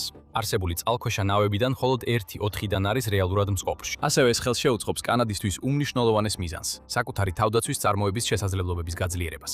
გარიგება, რომელზეც უკვე შეთანხმდნენ, მაგრამ ჯერ ოფიციალურად არ დაუმტკიცებიათ, გულისხმობს იმას, რომ კანადამ წყალქვეშა ნავების მომწოდებლად აირჩია TKMS. ეს კომპანია სპეციალიზდება არაბირთული წყალქვეშა ნავების წარმოებაში, ასე რომ კანადა არ დააბანდებს თანხებს აბსოლუტურად უმაღლესი კლასის წყალქვეშა აპარატებში. მაგრამ ეს არ არის მთავარი. რაც მთავარია ის არის, რომ კანადა საერთოდ აბანდებს თახებს მას შემდეგ, რაც წლების განმავლობაში თავის საზღვაო ფლოტს არასაკმარისი წყალქვეშა ნავებით უწევდა ბრძოლა. როდესაც ეს 12 წყალქვეშა ნავი დასრულდება, კანადას ექნება შესაძლებლობა ნებისმიერ დროს 3 წყალქვეშა ნავით ალდეს მოქმედებაში, რაც საშუალებას მისცემს დანარჩენი წყალქვეშა ნავების მოვლასა და ტექნიკურ მომსახურებას. და წყალქვეშა ნავებს ექნება ტყინულის ქვეშ მოქმედების შესაძლებლობა. ქვეყნისთვის, რომელიც ელოდება კონფლიქტს რუსეთთან არქტიკის რეგიონში, ეს გადამწყვეტია. მოლაპარაკება ჯერ კიდევ საწყის ეტაპზეა და ჩვენ ჯერ არ ვიცით, რამდენს დახარჯავს კანადა ან როდის მიიღებს წყალქვეშა ნავებს. მაგრამ 12 წყალქვეშა ნავი იაფი არღივს და ხარჯვის გაგრძელებით სხვა შეთანხმებიც არსებობს, რომლებიც გვაჩვენებს, როგორ იარაღდება კანადა აქტიურად თავისი სამხედრო ძალით. The Wall Street Journal წერს, რომ ივნისში კანადამ ავსტრალიასთან 1 მილიარდი 760 მილიონი დოლარის შეთანხმება გააფორმა ჰორიზონტს მიღმა რადარის სისტემის შესაძენად, რომელიც სავარაუდოდ ასევე გახდება ქვეყნის გეგმების მნიშვნელოვანი ნაწილი არქტიკის რეგიონში თავისი ინტერესების დასაცავად. ასევე არსებობს ვარაუდები, რომ კანადა შესაძლოა განიხილავდეს შვედეთიდან გრიფენის ტიპის გამანადგურებელი თვითმფრინავების შეძენას, შვედეთის სამეფო ოჯახის კანადაში ვიზიტის შემდეგ. ეს სწორი გავრცელდა მას შემდეგ, რაც კანადამ 2025 წელს შეაჩერა აშშ-დან 88 ერთეული F-35-ის შეძენის შეთანხმება. იმ პოლიტიკურ დაძაბულობებთან დაკავშირებით, რომელთა შესახებაც ვახსენებთ. მეტი რამაც მოხდა. მარტში გავრცელდა ინფორმაცია, რომ კანადამ კომპანია Colt-თან 307 მილიონი დოლარის შეთანხმებას მიაღწია 30,000 ახალი სამხედრო შაშხანის შესაძენად. ყველა ეს შაშხანა კანადაში დამზადდება. ამ შეთანხმებას თან ახლავს დამატებით 35,000 შაშხანის შეძენის შესაძლებლობა და შედეგად კანადა შეცვლის შაშხანებს დებს, რომელსაც უკვე 35 წელი იყენებს. ძველი მიდის და ახალი მოდის. თან ამ ყველაფერს თან ახლავს კანადის შიდა წარმოების ხელახალი გაძლიერება. ამ ყველაფრის გარდა და მიუხედავად აშშ-თან არსებული დაძაბულობისა, კანადამ ივნისში დაადასტურა, რომ 2,6 მილიარდი დოლარის ღირებულების შეთანხმებით შეიძენს 26 HIMARS-ის სარაკეტო გამშვებ სისტემას, რომელიც ასევე მოიცავს საბრძოლო მასალებს, წურთნასა და მხარდაჭერას და სათადარიგო ნაწილებს. რასაც აქ ვხედავთ არის ის, რომ კანადა ასრულებს თავის საინვესტიციო დაპირებებს. და ეს მხოლოდ დასაწყისია. 2026 წელი იქნება ის წელი, როცა კანადა საბოლოოდ დაიწყებს ნატოს ვალდებულებების შესრულებას და აქედან მხოლოდ მეტი ხარჯი იქნება. ახალი წყალქვეშა ნავები, გამანადგურებელი თვითმფრინავები, შაშხანები, რადარები და სარაკეტო გამშვების სისტემები, ეს ყველაფერი გააძლიერებს და გაახლებას არმიას, რომელიც ძალიან დიდი ხნის განმავლობაში იყო სტაგნაციაში. მომდევნო რამდენიმე თვეში და წელიწადში ველით, რომ ბევრად უფრო ხშირად გავიგებთ კანადის მიერ მილიარდობით დოლარის დახარჯვის შესახებ ახალი იარაღის შესაძენად. ამით მივდივართ კანადის 3 არდან უკანასკნელზე. დამოკიდებულება. კონკრეტულად ეს ეხება იმ საკითხს, რომელსაც უკვე რამდენჯერმე შევეხეთ. კანადა ცდილობს რაც შეიძლება მეტად გაათავისუფლოს თავისი თავდაცვა აშშ-ზე დამოკიდებულებისგან, რათა შეძლოს დამოუკიდებლად არსებობა. ეს არ ნიშნავს, რომ აშშ-სა და კანადას შორის ურთიერთობები მთლიანად გაწყდება. კანადა არ იკეთდა HIMARS-ის გამშვებ სისტემებს, რომ ასე ყოფილიყო. თუმცა ამას ვერავინ უარყოფს. დიპლომატიური ვითარება ამ ორ ჩრდილოეთ ამერიკულ ქვეყანას შორის საკმაოდ არასტაბილური გახდა მას შემდეგ, რაც აშშ-ის პრეზიდენტი დონალდ ტრამპი გახდა. ამ ცვლილებამ კანადას აჩვენა, რომ ყოველთვის ვერ იქნება დარწმუნებული, რომ აშშ-ში მზად და სურვილით იქნება დაიცვას თავისი ჩრდილოელი მეზობელი საჭიროების შემთხვევაში. ურთიერთობა, რომელიც ადრე მტკიცედ და ურყევად ჩანდა, ბევრად უფრო მკიფე აღმოჩნდა, ვიდრე ვინმეს ეგონა. სულ რამდენიმე დრეში მას შემდეგ, რაც ტრამპი პრეზიდენტი გახდა. ტრამპის ადმინისტრაციამ 2025 წლის თებერვალში კანადას ტარიფები დაუწესა. ამტკიცებდა, რომ კანადამ მეტი უნდა გააკეთოს არალეგალურ იმიგრაციასთან და ფენტანილის საზღვარზე გადმოსვლასთან ბრძოლაში. შემდეგ თვეებში ტრამპმა დაიწყო საუბარი კანადის ანექსიაზე. ხუმრობით თუ სერიოზულად, ტრამპის განცხადებებმა ბევრი ადამიანი შეაშფოთა. კარნი მისაუბრა გეოპოლიტიკურ განხეთქილებაზე და მიუხედავად გაზრდილი ხარჯებისა, კანადა კრიტიკის ქვეშ მოექცა პენტაგონის მხრიდან. მაისში ელბრიჯ კობიმ, რომელიც პენტაგონის თავდაცვის მდივნის მოადგილეა პოლიტიკის საკითხებში, კანადას მწვავე ბრალდება წაუყენა და განაცხადა, რომ ქვეყანამ ვერ შეძლო სანდო პროგრესის მიღწევა თავდაცვის ვალდებულებებში. იმ ყველაფრის საფუძველზე, რაზეც ამ ვიდეოში ვისაუბრეთ, ეს აშკარად მცდარია და არც ურთიერთობებს ეხმარება.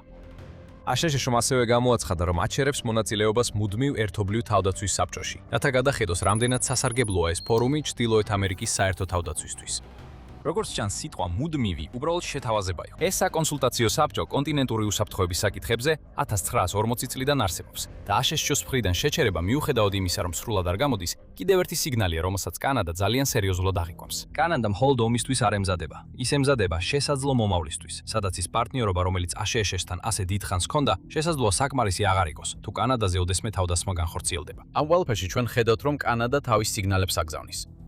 კრიტიკის მიუხედავად, კანადა ინვესტიციებს ახორციელებს. მისი სამხედრო ძალა თვე-თვეზე ძლიერდება, რადგან კანადა ემზადება ომისთვის, რომ ის მოსვლაც არ სურს, მაგრამ მზად უნდა იყოს. მაგრამ ვისთან შეიძლება იყოს ეს ომი? საჭიროა კი საერთოდ ეს კითხვა დავსვათ. კანადაში დებატები უკვე იმ კითხვიდან დაიწყება თუ არა ომი რუსეთთან იმაზე გადადის, როდის დაიწყება.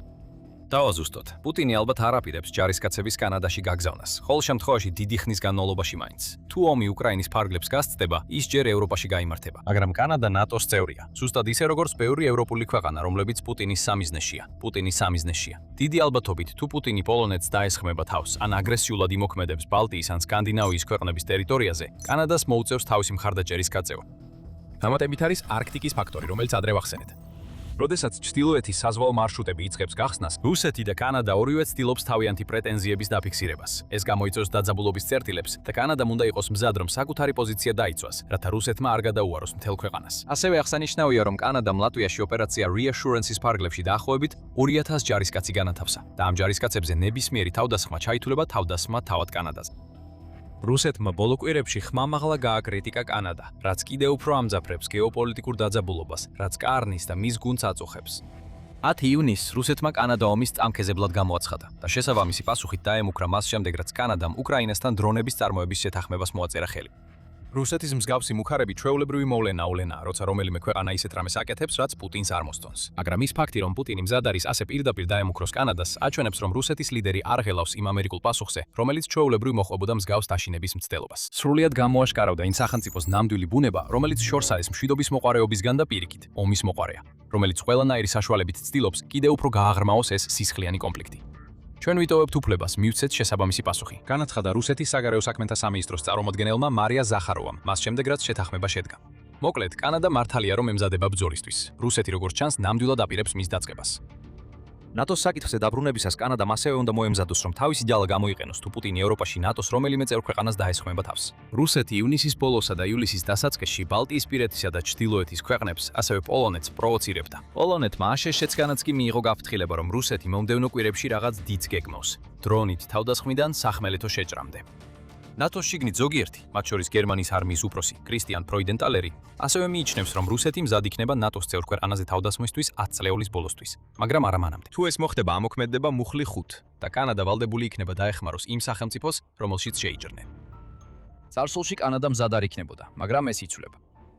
კანადა ახლა ემზადება, რომ შეასრულოს თავისი როლი ომში, რომლის დაწყებისაც ყველა შიშობს, და ეს მზადებები მხოლოდ ახლა დაიწყო.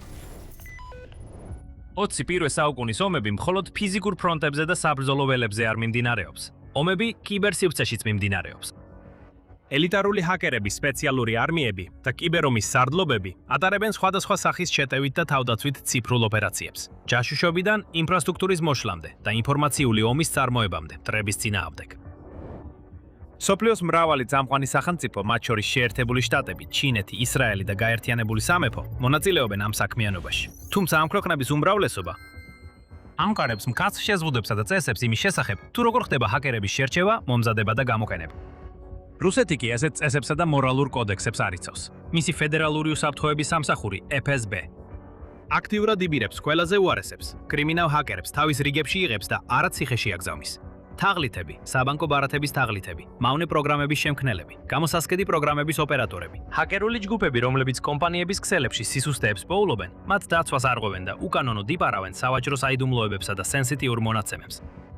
ეს ის ხალხია, რომელსაც ვლადიმირ პუტინმა 2017 წლის რუსეთის ყოველწლიურ სანქტ-პეტერბურგის საერთაშორისო ეკონომიკურ ფორუმზე არტისტები უწოდა და განაცხადა: ისინი არტისტებივით არიან. თუ კარხასიაძე არიან, დილით იღვიძებენ და იწყებენ სურათების ხატვას.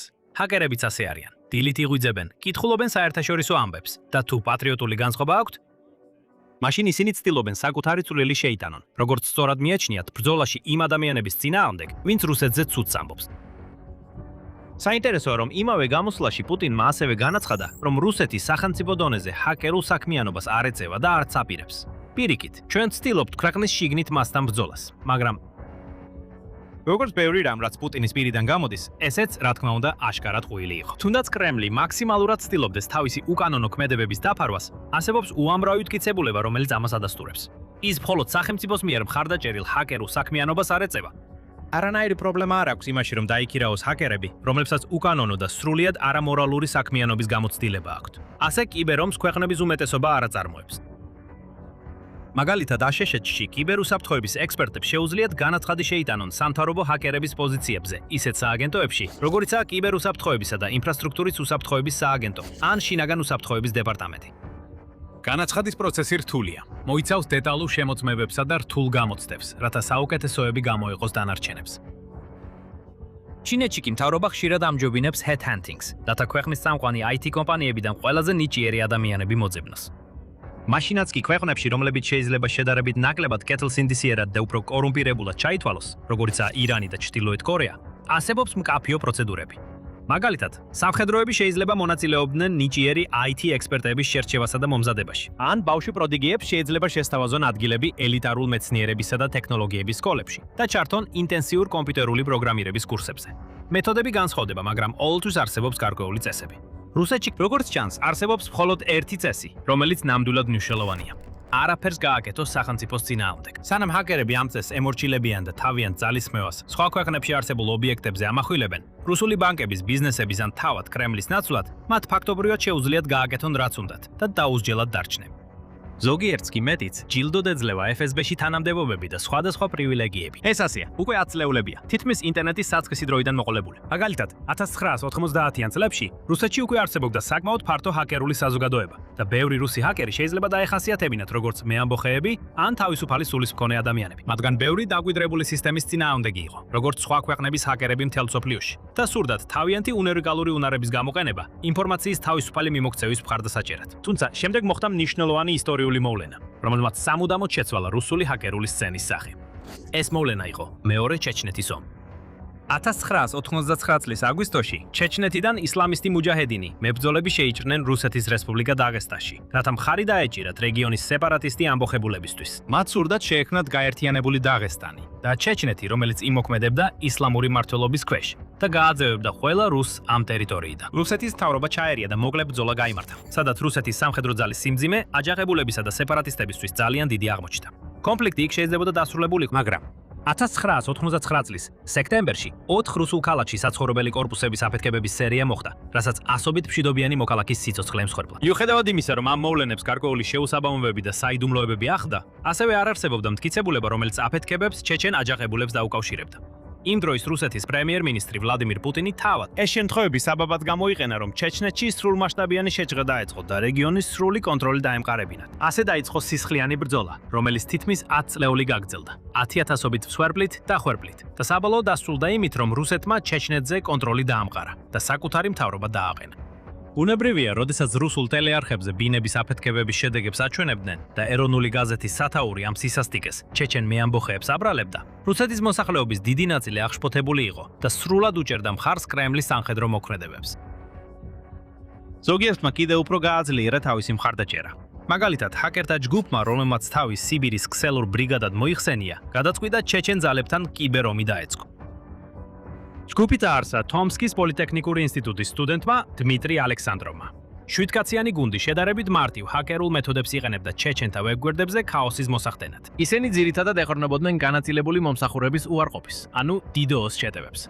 მაგალითად, ეს გულისხმობდა დიდი რაოდენობით მოთხოვნების გაგზავნას კონკრეტულ ვებგვერდზე, რათა გადაეტვირთათ მისი სერვერები და შეეწყვიტათ მუშაობა. ისინი ასევე ატარებდნენ defacement-ის შეტევებს, რაც გულისხმობდა ადმინისტრაციული წვდომის მოპოვებას გარკვეულ ვებგვერდებზე და მათი გარეგნობის ან შიგთავსის შეცვლას. რუსული მედია იმ დროს რეგულარულად აშუქებდა ჯგუფის ქმედებებს, რომელშიც შედიოდა კავკასიის ცენტრის ვებგვერდის მთავარი გვერდის დამახინჯებაც, რომელიც შეიცავდა ჩეჩენ მებრძოლთა გზავნილებს, რომლებიც მიმართული იყო მათი მიმდევრების, მხარდამჭერებისა და პოტენციური რეკრუტებისკენ. ჩეჩენური მედია კი ამტკიცებდა, რომ ამ თავდასხმების მასშტაბიდან გამომდინარე, ისინი სავარაუდოდ დამოუკიდებელი ამატორების მიერ კი არ იყო განხორციელებული, არამედ სახელმწიფო მხარდაჭერილი ჯგუფის მიერ.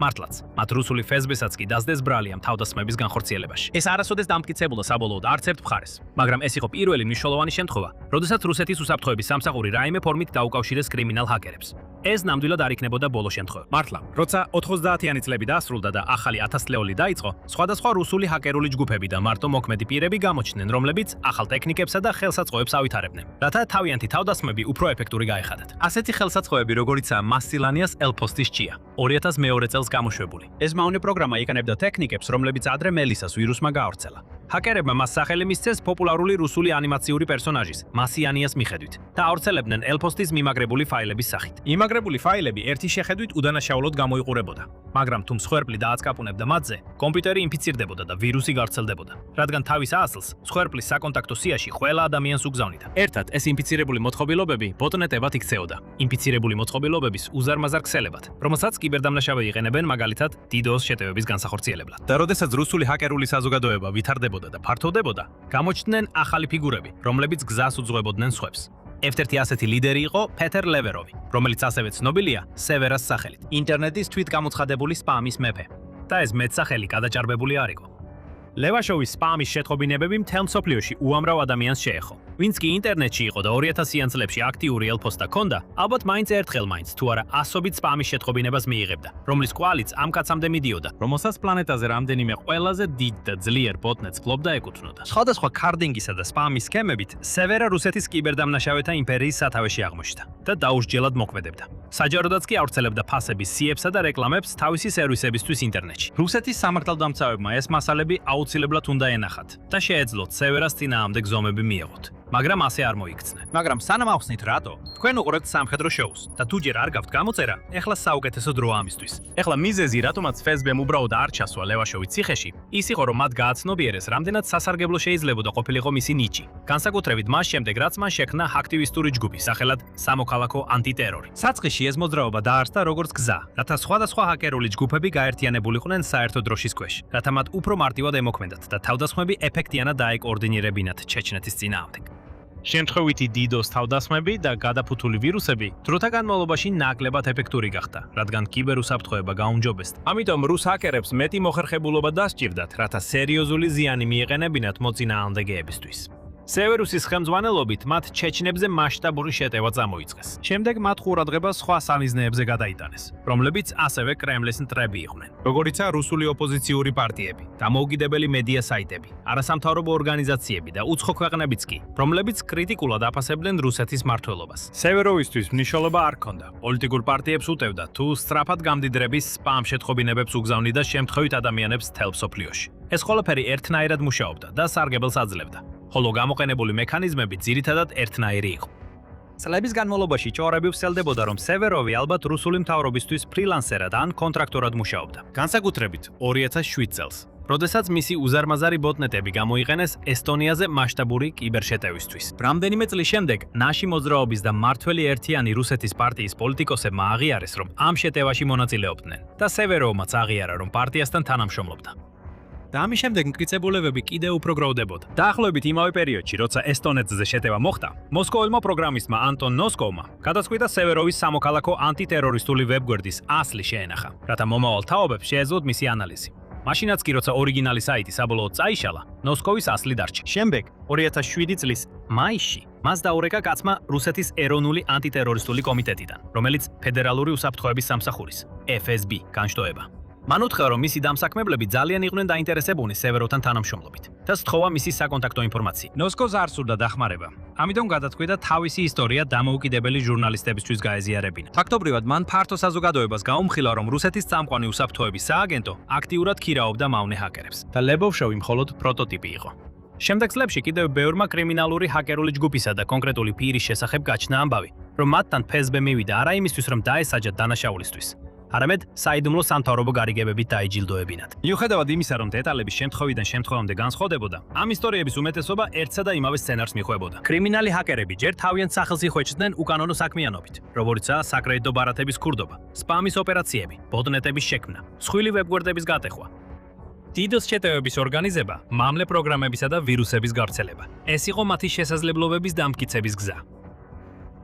მრავალი მათგანი შემდეგ პოლიტიკურად მოტივირებულ თავდასხმებზე გადავიდა. იქნება ეს ჩეჩნურ ვებგვერდებზე თავდასხმა, ნატოს წევრ ქვეყნებზე, უკრაინაზე თუ სხვა სამიზნეებზე. ეს იყო მათი გზა ეჩვენებინათ, რომ მათი იდეოლოგიები ემთხვეოდა მთავრობის იდეოლოგიებს. როდესაც ფესბემ გამოავლინა ჰაკერები, რომლებსაც განსაკუთრებული უნარები და ინტერესები ჰქონდათ, რომლებიც მათსას ემთხვეოდა, ისინი უკავშირდებოდნენ მათ, ზოგჯერ არაფორმალურ ან ფარულ თანამშრომლობას თავაზობდნენ. ხოლო სხვა დროს პირდაპირ ირებდნენ მათ სააგენტოს სულ უფრო გაფართოებულ და ძლიერ ჰაკერთა არმიაში. ეს ყველასთვის მონგებიანი იყო. ჰაკერები იღებდნენ მთავრობის დაცვას და სისხლის სამართლებრივი დევნისგან თავისუფლებას, რაც მათ საშუალებას აძლევდა გაეგრძელებინათ თავიანთი უკანონო საქმიანობა. ისინი ასევე სარგებლობენ პრესტიჟით, ფულითა და ძალაუფლებით, რაც კრემლის სახელით მუშაობას მოხვება. ამასობაში სახელმწიფო იღებს შესაძლებლობას გამოიყენოს კიბერდანაშაულის სამყაროში ყველაზე გამოცდილი და ექსპერტი ოპერატორები თავისი მიზნების მისაღწევად. მათი მზა, ბოტნეტებით, მავნე პროგრამებითა და კრიმინალური ინფრასტრუქტურით. რათა განახორციელოს შეტევითი ოპერაციები და საინფორმაციო ომი, როგორც შიდა, ისე საერთაშორისო მტრებთან. და რადგან ამ ყველაფრის დიდი ნაწილი ფარულად ხდება, სახელმწიფო ინარჩუნებს სარწმუნო უარყოფის შესაძლებლობასაც. საბოლოოდ, კრემლს ძალაუფლებაც რჩება. თუ ოდესმე დაქირავებული კიბერმერკენარები დაკარგავენ სარგებლიანობას, ფესბს შეუძლია მარტივად მიიღოს ზომები მათ წინააღმდეგ, რაც შეიძლება მოიცავდეს სისხლის სამართლებრივ დევნას, პატიმრობასა და საჯარო დამწირებას. ასეთი იყო დმიტრი დუკაჩევის შემთხვევა, რომელიც ასევე ცნობილია ფსევდონიმით ფორბი. ფორბი პატარა ქალაქიდან იყო და ჰაკინგით ადრეულ ასაკში დაინტერესდა. ის იყო გატაცებული ვიდეო თამაშებით და ადგილობრივ ინტერნეტ პროვაიდერში შეიჯრა, რათა უფასო ინტერნეტზე მიეღო წვდომა. მას ასევე ჩვევა ჰქონდა, რომ თავისი ქმედებები დაეფიქსირებინა. წერდა ბლოგპოსტებს, სტატიებს და ინტერვიუებშიც კი მონაწილეობდა, რათა თავისი კიბერდანაშაულებრივი კარიერის დეტალები გაეზიარებინა. მაგალითად, 2002 წელს მან დაიწყო მუშაობა რუსულ ჰაკერულ ჟურნალში. ამასთან ერთად კი კარდინგის ოპერაციასაც მართავდა. ის რეგულარულად ტრაბახობდა, რომ სხვადასხვა ვებგვერდში შეღწევას ახერხებდა და მალე მოსკოვში გადავიდა, რათა ჰაკინგით მიღებული შემოსავლით დიდრულად ეცხოვრა. ერთხელ ფორბი და მისი მეგობრები ცდილობდნენ მოსკოვში სათვალთვალო კამერები გაენადგურებინათ, როცა სამართალდამცველებმა ისინი შეაჩერეს. აღმოჩნდა, რომ ერთ-ერთი ოფიცერი ფესბსთან თანამშრომლობდა და როგორც კი ფორბს ესაუბრა, ურთიერთსასარგებლო ურთიერთობას ჩაეყარა საფუძველი. მომდევნო წლებში ფორბის სააგენტოს აქტიური დამხმარე გახდა. გახდა საბოლოოდ უკვე თანამშრომელიც გახდა. ფესბს ინფორმაციული უსაფრთხოების ცენტრში მას დაკისრებული ჰქონდა მონიტორინგი, მოძიება და სხვა კიბერდამნაშავეების დაქირავება, რომლებიც მისი აზრით საჭირო უნარებსა და აზროვნებას ფლობდნენ სახელმწიფოს კიბეროპერაციების მხარდასაჭერად. ის დროს ჰაკერული ფორუმების გადაქექვაში ატარებდა. კითხულობდა სხვა მომხმარებლების პოსტებს. ეძებდა ადამიანებს, რომლებიც ერთდროულად ნიჭიერებიც იყვნენ და პატრიოტებიც, სანამ მათ კრემლთან თანამშრომლობას შესთავაზებდა. იუთყებიან, რომ მან ეს საქმიანობა 10 წელზე მეტი ხნის განმავლობაში აწარმოა და ამ პერიოდში უცნობი რაოდენობის კრიმინალი ჰაკერი მოიზიდა. თუმცა 2016 წელს ფორბი როგორც ჩანს უფრო საფრთხედ იქცა FSB-ისთვის ვიდრე აქტივად. ის დააკავეს და ადანაშაულეს საიდუმლო ინფორმაციის შეერთებულ შტატებში გადაცემაში და სახელმწიფო ღალატში წაუყენეს ბრალი. მან უდანაშაულობა დაიცვა და ამტკიცებდა, რომ უბრალოდ განტევების ვაცად ეკენებდნენ, რაც სრულიად დასაშვებია რუსეთის წარსული გამოცდილების გათვალისწინებით. მაგრამ ეს საკმარისი არ აღმოჩნდა იმისთვის, რომ 6 წლიანი პატიმრობა აეცილებინა. გონივრული იქნებოდა ფორბის ისტორია. გაფრთხილებად მიეღოთ სხვა ჰაკერებს, რომლებიც მთავრობისთვის მუშაობას განეხილავენ. თუმცა რეალურად ეს ბევრ მათგანს არ აშინებდა და ისინი მაინც თანხმდებოდნენ ფსბ-ს შეთავაზებებზე, როცა ასეთი შესაძლებლობა ჩნდებოდა. ფორბის დაპატიმრებიდან 10 წლეულების შემდეგ არაერთი შემთხვევა დაფიქსირდა და კიდევ ბევრია ისეთი შემთხვევა, რომლებიც ოფიციალურად არ არის დაფიქსირებული, სადაც ჰაკერები და ჰაკერული ჯგუფები არაოფიციალურ შეთანხმებებს დებენ რუსეთის მთავრობასთან. თავიანთ უნარებს იყენებენ ისეთი ოპერაციებისთვის, როგორიცაა დასავლეთის არჩევნებში ჩარევა, უკრაინულ ვებგვერდებზე შეტევა ამ ორი ქვეყნის ომის დროს, ციფრული პროპაგანდის გავრცელება, სენსიტიური ინფორმაციის მოპარვა და გამოძალვის შეტევების განხორციელება. მაგალითად, არსებობს სამარცხვინო ცნობილი ჰაკერული ჯგუფი Evil Corey, რომელსაც ხელმძღვანელობს მაქსიმ იაკუბეცი, რომელსაც რუსულ მედიაში ხშირად აღწერენ როგორც ჰაკერს, რომელმაც 100 მილიონი დოლარი მოიპარა და მოსკოვის ქუჩებში ლამბორგინი დადის დაპატიმრების რისკის გარეშე.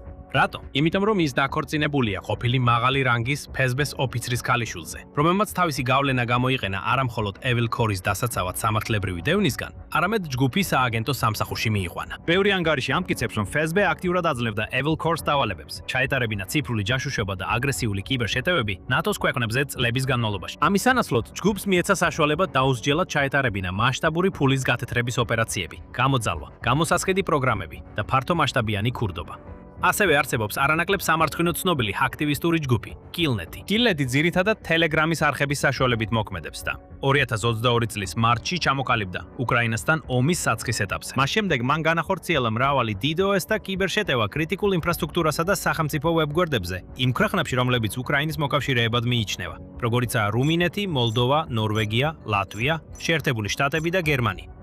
არ არსებობს რაიმე მკაფიო კონკრეტული მტკიცებულება, რომელიც ამ ჯგუფს, ან მის იდუმალ ლიდერს Kill Milk-ს FSB-სთან აკავშირებს. თუმცა, ბევრი მკვლევარი მიიჩნევს, რომ თუ კი Killnet უშუალოდ არ თანამშრომლობს უსაფრთხოების სამსახურთან, მას აშკარად აქვს გარკვეული დონით დაცვა კრემლისგან, რადგან მათი ინტერესები ძალიან ახლოს ემთხვევა ერთმანეთს. ეს არის რუსეთის კიბერომის სტრატეგიის შემაძუწუნებელი სიმართლე. საუბარი არ არის ნიჭიერი ტექნოლოგიების ექსპერტების ლეგალური არხებით დაქირავებაზე, ქვეყნის წამყვან IT კომპანიებში საუკეთესოების გადაბირებაზე, ან ეთიკური ჰაკერების წამყვან ტექნოლოგიურ უნივერსიტეტებში მომზადებაზე. ამის ნაცვლად ეს არის ბნელი მიწისქვეშა ბიზნესი, რომელშიც მონაწილეობენ ოფიციალური სამთავრობო სააგენტოები და საეჭვო კრიმინალურ ჯგუფებთან თანამშრომლობენ. ბნელში გარიგებების დადება, რაც ჰაკერებს საშუალებას აძლევს გაავრცელონ ვირუსები და მილიონობით ადამიანი მოატყუონ, ოღონდ პარალელურად კრემლისთვისაც შეასრულონ გარკვეული სამუშაო. კრემლის საქმიანობის სხვა ასპექტების მსგავსად ეს არის მახინჯი და საზიზრარი ბიზნესის წარმოების მეთოდი, მაგრამ სწორედ ამას ველით პუტინის რეჟიმისგან. როდესაც რუსეთი ცდილობს ზაპოროჟიეში უფრო ღრმად შეიჭრას, ის ისეთ რამეს წააწყდა, რასაც არასდროს ელოდა. არც უკრაინელი ჯარისკაცები, არც დრონები. კოლუმბიელები ელოდნენ. მაღალ დონეზე მომზადებული დაქირავებული მებრძოლები, რომლებაც თავიანთი უნარები სამშობლოს ჯუნგლებში დახვეწეს, ახლა უკრაინაში არიან. და მათ ახლახან საოცარი რამ გააკეთეს. რუსები იღუპებოდნენ. პოზიცია გათავისუფლდა, მაგრამ მთავარი ამბავი აქ მხოლოდ ის არ არის, რაც ზაპოროჟიეში მოხდა. მთავარი ისაა, რაც კოლუმბიაში ხდება. არსებობს საინტერესო მიზეზები, რატომ მიდიან ამ ქვეყნიდან ასე ბევრი ჯარისკაცი უკრაინაში. ამ ვიდეოში მათ შესახებ გაიგებთ, მაგრამ ჯერ სტეპნოგორსკში გადავინაცვლოთ. მთელი ივლისის განმავლობაში რუსი დესანტები ნელ-ნელა, მაგრამ მტკიცედ იწყებდნენ ამ პატარა დასახლებაში შეღწევას. მას შემდეგ, რაც ერთხელ უკვე გააძევეს ბრწყინვალე და მასშტაბური გათავისუფლების ოპერაციით, ის რუსი ჯარისკაცები სასოწარკვეთილებით ცდილობდნენ ნებისმიერ ტერიტორიაზე ჩაჯიდებას, რათა მათ თანამებრძოლებს შეეძლოთ პუტინისთვის ეთქვათ კარგი ამბავი, რომ სტეპნოგორსკი ისევ კონტროლის ქვეშ იყო. დესანტები შორს იყვნენ სოფლის კონტროლისგან, მაგრამ ინფილტრატორები საშიშები არიან და ამ კონკრეტულმა ჯგუფმა დაიწყო პატარა პოზიციების მოწყობა დამწვარი შენობებისა და სხვა სამალავებში, რაც მათ საშუალებას აძლევდა უკრაინულ ძალებზე ცეცხლი მიემართათ და ჩასაფრებები მოეწყოთ მათ დასაჭერად. ინფილტრატორებს გაგრძელების უფლება არ უნდა მიეცათ. არა მხოლოდ იმ ზიანის გამო, რაც მათ შეეძლოთ მიეყენებინათ, არამედ იმიტომაც, რომ სტეპნოგორსკი უფრო მნიშვნელოვანია, ვიდრე შეიძლება ჩანდეს. ეს უბრალოდ ჩვეულებრივი სოფელი არ არის. სტეპნოგორსკი საშუალებას იძლევა შევიდეთ I-105-ის მაგისტრალზე, რაც შესაძლო გზას ხსნის ზაპოროჟიეში უფრო ღრმად. თუ რუსეთი შეძლებს ამ სოფლის კონტროლს, შესაძლოა ის გამოიყენოს როგორც ლოგისტიკური ჰაბი და თავდასხმის პლაცდარმი დნეპრის გადაღმა და საბოლოოდ თავად ზაპოროჟიაზე. პუტინის შემოპარული ძალებს ნათელი მიზანი ჰქონდათ. უკრაინას მათი ლიკვიდაცია სჭირდებოდა. ყველა ვარიანტის განხილვის შემდეგ უკრაინამ გადაწყვიტა ოპერაციისთვის ტაქტიკური ჯგუფი რევანშის გამოყენება. უკრაინის თავდაცვის დაზვერვის ქვედანაყოფი ეს ჯგუფი ომის დაწყებიდან აქტიურობს და მიიჩნევა, რომ დაახლოებით პოლკის ზომისაა, რაც ნიშნავს, რომ მასში 501-დან 1500-მდე წევრი. მაგრამ რევანშს განსაკუთრებულს ისხდის, თუ ვინ ხდება მისი წევრი. უკრაინელი ჯარისკაცები ამ ტაქტიკური ჯგუფის ნაწილი არ არიან. წევრები შორიდან და სხვადასხვა ადგილიდან მოდიან, რათა საერთაშორისო ქვედანაყოფს შეუერთდნენ. ტაქტიკურმა ჯგუფმა რევანშმა უკვე დატოვა თავისი კვალი ომში. რუსეთის შეჭრის პირველივე დღეებიდან ჯგუფი კიევში გაგზავნეს და გადამწყვეტი როლი ითამაშა რუსული თავდასხმის შეჩერებაში, ჰოსტომელის ბრძოლაში. შემდეგ ჯგუფმა გაათავისუფლა რუდინსკა, კიევის ოლქში. ასევე მონაწილეობა მიიღო ბრძოლებში ხარკოვსა და ჩასივიაში. გარდა ამისა იბრძოდა დონეცკის ციხესიმაგრეების ხაზთან ახლოს. ეს ჯარისკაცები გამოცდილი, ნიჭიერი და რუსი დივერსანტების წინააღმდეგ ბრძოლის სრულად უნარიანები არიან. ახლა კოლუმბიელი ჯარისკაცები ტაქტიკური ჯგუფიდან რევანშე ზაპოროჟიეში იმყოფებიან. და მათ ახლახან გაანადგურეს რუსი დივერსანტები სტეპნოგორსკში.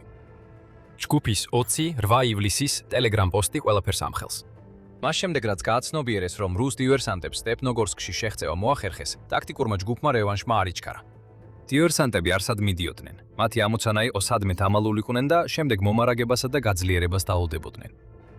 ორივე ჯერ ძალიან შორს იყო, ამიტომ რევანშის წევრებმა შესაძლებლობა გამოიყენეს და ფართო მასშტაბიანი დაზვერვა ჩაატარეს. რუსი ოკუპანტების ყოველი შეცდომით ისარგებლეს, რათა მათი პოზიციები ზუსტად დაედგინათ. როგორც კი რევანშმა გაიგო სად იყვნენ რუსები, FPV დრონები გაუშვეს. მუდმივად ეს დრონები რუსების პოზიციებს ეჯახებოდნენ, რაც შიგნით ყოფ მედესანტეებს ნათლად აჩვენებდა, რომ მათი ადგილსამყოფელი გამოაშკარავდა. ის მედესანტეები, რომლებიც უკვე რთულ მდგომარეობაში იყვნენ, ალბათ დაიბნენ, როცა ბრძოლის ველზე ესპანური ენა გაიგეს. რევანშმა დრონების იერიშ მიწის შეტევა მოჰყვა, რომელსაც კოლუმბიელი ჯარისკაცები ხელმძღვანელობდნენ. ამ შეტევამდე რუს ჯარისკაცებს არჩევანი მისცეს. ან ახლა დანებდებით, ან ბრძოლაში დაიღუპებით. მედესანტეებისგან პასუხი არ მოსულა, ამიტომ უკრაინის კოლუმბიელმა ჯარისკაცებმა გრანატები ესროლეს ბუნკერებსა და თხრილებში, სადაც რუსი ჯარისკაცები იმალებოდნენ. ერთ-ერთი ბრძოლის შედეგები კამერაზე დაფიქსირდა. ჩვენ ხედავთ, როგორ შედიან უკრაინის უცხოელი მებრძოლები შენობაში და ფრთხილად ამოწმებენ გარემოს დესანტების ნიშნების საპოვნელად. ერთი რუსი ჯარისკაცი ბრძოლაში გაანეიტრალეს, მეორე კი ტყვე დაიყვანეს. ოპერაცია ზუსტი და სასიკვდილოდ ეფექტური იყო. გარდა ამისა, მან მნიშვნელოვანი ინფორმაცია მოგცა. ვიდეოდან ხედავთ, რომ თვე დაყვანილი ჯარისკაცი უკვე დაჭრილია. თავზე სახვევი უკეთია და ცდილობს დამალოს მიწისქვეშა სოროში. როცა პოულობენ, ხელები აწეული აქვს. პირველი, რასაც ამბობს, არის: ძალიან ცუდად ვარ. "Ძალიან რაიმე დასალევი ხომ არ გაქვთ?" ეს ფაქტი ნათლად აჩვენებს, რა სატანინებს პუტინი თავის ჯარისკაცებს. წარსულშიც ყოფილა შემთხვევები, როცა დივერსანტებს საკმარისი მარაგი და წყალი არ ჰქონდათ. 2025 წლის მაისში ხერსონში მყოფი რუსი ჯარისკაცები იმდენად სასოწარკვეთილები იყვნენ, რომ მარაგების სრული ჩამოშლის შემდეგ გუბეებიდან სვამდნენ წყალს, რადგან უგჩვენდათ ბინძური წყალი დაელიათ, ვიდრე გაუწყლოებისგან დაღუპულიყვნენ. ახლა სტეპნოგორსკში აშკარად დაჭრილი ჯარისკაცი თავის დამთხოვებლებს წყალს თხოვს. მედესანტეს წყალს და სიგარეტს აძლევენ, შემდეგ კი კოლუმბიისა და უკრაინის ერთობლივ ძალებს გადაეცემათ. არსებობს კადრებიც დაკითხვის პროცესიდან, რომელიც ამას მოჰყვა. დათხოვებული მედესანტე ყველაფერს ყვებია თავის შესახებ და ამით აჩვენებს, რას ეძებენ სინამდვილეში პუტინი და მისი გარემოცო ჯარისკაცში. ბავშვობაში ის და მისი ძმა ბავშვთა სახლში აღმოჩნდნენ, მას შემდეგ რაც დედამ ნერვები ვერ შეიკავა, რადგან ვეღარ აკონტროლებდა მათ. დათხოვებული ჯარისკაცი ყვება, რომ მისი ძმაც არმიაშია და კურსკის მიმართულებით იბრძვის. ჯარისკაცმა გაამხილა, რომ ბავშვთა სახლში მოხვედრამდე მამამისი ადრეული ასაკიდან აძლევდა არახს დასალევად. მამა ციხეში აღმოჩნდა, რადგან მეზობელს დაესხა თავს და თითქმის მოკლა იგი. ჯარისკაცმა სკოლა მე-7 კლასის შემდეგ მიატოვა, რაც ნიშნავს, რომ არ დაუმთავრებია. იგი თავის პირველივე მისიაზე იყო, როცა სტეპნოგორსკში თვედ ჩავარდა და როცა პუტინზე კითხეს, ჯარისკაცი ამხელს, როგორი რეალურად არის რუსად ყოფნა. რა აზრი აქვს არჩევნებში მონაწილეობას? პუტინი ყოველთვის გაიმარჯვებს და როცა ის და მისი თანამზრახველები ხელისუფლებაში არიან, ეძებენ ასეთ ადამიანებს, როგორიც ეს ჯარისკაცია. სუდად განათლებულებს, დანგრეული ოჯახებიდან, სასოწარკვეთილებს ფულის გამო. თუ მათი გამოყენების რაიმე გზა არსებობს, რუსეთის რეკრუტერები ამას მაშინვე იყენებენ. და ეს ყველაფერი გახდა ცნობილი იმიტომ, რომ უკრაინამ სტეპნოგორსკში კოლუმბიელი ჯარისკაცების მომაგდინებელი დანაყოფი განათოფი განათავსა. ეს კი მეორე დიდ ამბავთან გვიყვანს. ან იქნებ თქვათ, დიდ კითხვასთან. რა ჯანდაბას აკეთებენ კოლუმბიელი ჯარისკაცები უკრაინის ფრონტის ხაზის ჯოჯოხეთში? პასუხები ბევრია და მალე გაიგებთ, რომ ეს არ არის მხოლოდ რამდენიმე კოლუმბიელი მებრძოლის უკრაინაში წასვლის შემთხვევა. ისინი ათასობით არიან. მაგრამ სანამ ამაზე უფრო ღრმად ვისაუბრებთ, შეგახსენებთ, რომ თქვენ უყურებთ სამხედრო შოუს. თუ ჩვენს არხზე საინტერესო ინფორმაციას იღებთ, გამოიწერეთ არხი და ჩართეთ შეტყობინებები, რომ მეტი ასეთი მასალა იხილოთ. კოლუმბია უკრაინისთვის ბევრად უფრო მნიშვნელოვანია, ვიდრე შეიძლება გეგონოთ. თუმცა ეს ორი ქვეყანა ნამდვილად არ არიან იმდენად მოკავშირეები, რომ კოლუმბია აქტიურად უჭერდეს მხარს უკრაინას რუსეთთან ბრძოლაში. ამ ქვეყნიდან ჯარისკაცები უკრაინაში მიემგზავრებიან, რათა იბრძოლონ იმ ხალხთან ერთად, ვისთანაც გარკვეულ სიახლოვეს გრძნობენ, რაზეც სტატისტიკაც მეტყველებს. ბოგოტას ქალაქის გაზეთმა თებერვალში გაამჟღავნა, რომ კოლუმბიელები ახლა ყველაზე დიდ უცხოურ კონტინგენტს წარმოადგენენ იმ ჯარისკაცებს შორის, რომლებიც უკრაინაში შევიდნენ. ტაქტიკური ჯგუფი რევანშიც სავსეა მათით, ისევე როგორც რამდენიმე სხვა დანაყოფი, რომლებიც ფრონტზე იბრძვიან. გამოცემის ინფორმაციით, ამჟამად უკრაინის რიგებში დაახლოებით 2000 კოლუმბიის მოქალაქე მსახურობს, ხოლო სულ 7000-მდე კოლუმბიელი მსახურობდა მას შემდეგ, რაც პუტინმა თავისი შეჭრა დაიწყო. გამოცემა აღნიშნავს, რომ კოლუმბიელები უკრაინის მიერ დაქირავებული ყველა უცხოელი ჯარისკაცის დაახლოებით მეოთხედს შეადგენენ. ამ ერთი ქვეყნის ჯარისკაცებიც მზად არიან სიცოცხლე გასწირონ უკრაინის მხარდასაჭერად. ატლანტიკური საბჭოს ინფორმაციით, უკრაინის გათავისუფლებისთვის ბრძოლაში ფრონტის ხაზზე დაახლოებით 300-დან 550-მდე კოლუმბიელი ჯარისკაცი დაიღუპა. თავარი კითხვა კვლავ რჩება: რატო? ეს მხოლოდ ფულზე არ არის, თუმცა თანხა ნამდვილად ეხმარება. ფრანც 24-მა ესაუბრა ერთ ჯარისკაცს სახელად დაირო, რომელმაც კოლუმბიის არმია 8 წლიანი სამსახურის შემდეგ დატოვა. დაირო ამბობს, რომ სამშობლოში მისი შრომის ანაზღაურება დაბალია. რაც შეეხება უკრაინას, ბრიგადა გვიფინანსებს ავიაბილეთებს, საცხოვრებელს ბოგოტაში და ყველა საბუთს გვიწყობს, რომ ლეგალურად ვიმოგზაუროთ, ამბობს ის და ამატებს. როცა ამის შესახებ გავიგე, შანსი მაშინვე გამოვიყენე. სწორედ ამას ველობ. მართალია, კოლუმბიელი ჯარისკაცისთვის ანაზღაურება დიდად არ ღირს. ქვეყნის არმიის საშუალო რანგის ოფიცრები აქტიური სამსახურის დროს დაახლოებით $1000 იღებენ თვეში. რიგითი ჯარისკაცი ბევრად ნაკლებს იღებს, მხოლოდ $400 თვეში. კოლუმბიაში სამხედრო პენსიაც არ არის საკმარისი, რომ ყოფილმა ჯარისკაცებმა თავი შეინახონ. ანაზღაურება ხშირად ნახევრდება და ის მცირე რიცხოვანი პროგრამები, რომლებიც კოლუმბიას აქვს ჭიას აქვს ჯარისკაცების სამოქალაქო ცხოვრებაში გადასაყვანად, მიზნისთვის არ არის საკმარისი. უმეტესობა ცდილობს ყოფილი ჯარისკაცები კერძო უსაფრთხოების სფეროში გადაამისამართოს, მაგრამ ეს სექტორი უკვე გადავსებულია. ვაკანსიები იშვიათია და როცა ჩნდება, სამუშაოზე ყოფილი ჯარისკაცების მთელი არმია იბრძვის. შეადარეთ ეს სიტუაცია იმას, რასაც უკრაინას თავაზობს. ყველა იმ საწყისი სარგებლის გარდა, რასაც დაიერა ახსენებს, ისინი, ვინც უკრაინაში საბრძოლველად ეწერებიან, ანაზღაურებას იღებენ იმ წამიდანვე, რაც წვრთნას იწყებენ. ეს ანაზღაურება დაახლოებით $490 შეადგენდა, ხოლო წვრთნა შეიძლება 6 კვირამდე გაგრძელდეს. რაც უკვე კოლუმბიელი ჯარისკაცის სრულ განაკვეთში ხელფასს უტოლდება. მაგრამ ეს მხოლოდ დასაწყისია. უკრაინის საბრძოლო ოპერაციებში მონაწილე ჯარისკაცების ხელფასები თვეში $3000-დან $5000-მდე მერყეობს. ეს მნიშვნელოვნად აღემატება კოლუმბიის არმიის საშუალო დონის ოფიცრის ხელფასს. უკრაინას თავაზობს ხელმოწერის ბონუსებს, ზოგჯერ $25,000-მდე. ასევე $350,000 ოდენობის სიკვდილის კომპენსაციას, რომელიც ოჯახებს გადაეცემათ, როდესაც ჯარისკაცი ბრძოლაში იღუპება. ივნისში უკრაინამ წინა ხაზის ძალებისთვის ასევე დანერგა საბრძოლო მონაწილეობაზე მიბმული ანაზღაურების სისტემა. ახლა ჯარისკაცებს, რომლებიც მონაწილეობენ აქტიურ საბრძოლო ოპერაციებში, შეუძლიათ თვეში $10,000-ზე მეტი გამოიმუშაონ, როგორც Business Insider-ი იუწყება. ეს არა მხოლოდ თითქმის 30 ჯერ აღემატება უკრაინაში საშუალო ხელფასს, არამედ ეს ანაზღაურება ბევრად აღემატება იმას, რასაც კოლუმბიელი ჯარისკაცი ოდესმე მიიღებდა საკუთარ ქვეყანაში. მხოლოდ ფული არ არის მიმზიდველი, მაგრამ ამაზე მეტი მიზეზიც არსებობს. ბევრი კოლუმბიელისთვის, რომლებიც უკრაინაში იბრძვიან, მიზანი ისეთივე მნიშვნელოვანია, როგორც ფული. დაირო ამას ძალიან ნათლად ამბობს France 24-თან საუბრისას. ჩვენ ამას მსახურების მოწოდებით ვაკეთებთ, ეუბნება ის გამოცემას. გარდა ამისა, ეს კეფილშობილი საქმეა, წახვიდე და იბრძოლო დვიდე იბრძოლო დროშის ქვეშ, რომელიც ჩვენი არა, არამედ იმ ხალხისაა, რომელიც თავდასხმის ქვეშაა. ეს ცოტა ჰგავს იმას, თითქოს მეზობელი ჩემს სახლში შემოიჭრა. ეს განწყობა სულაც არ არის იშვიათი იმ ათასობით კოლუმბიელს შორის, რომლებიც უკრაინაში მიდიან. და ეს მიგვანიშნებს იმაზე, თუ რას გრძნობენ ეს ჯარისკაცები საკუთარ ქვეყანაში.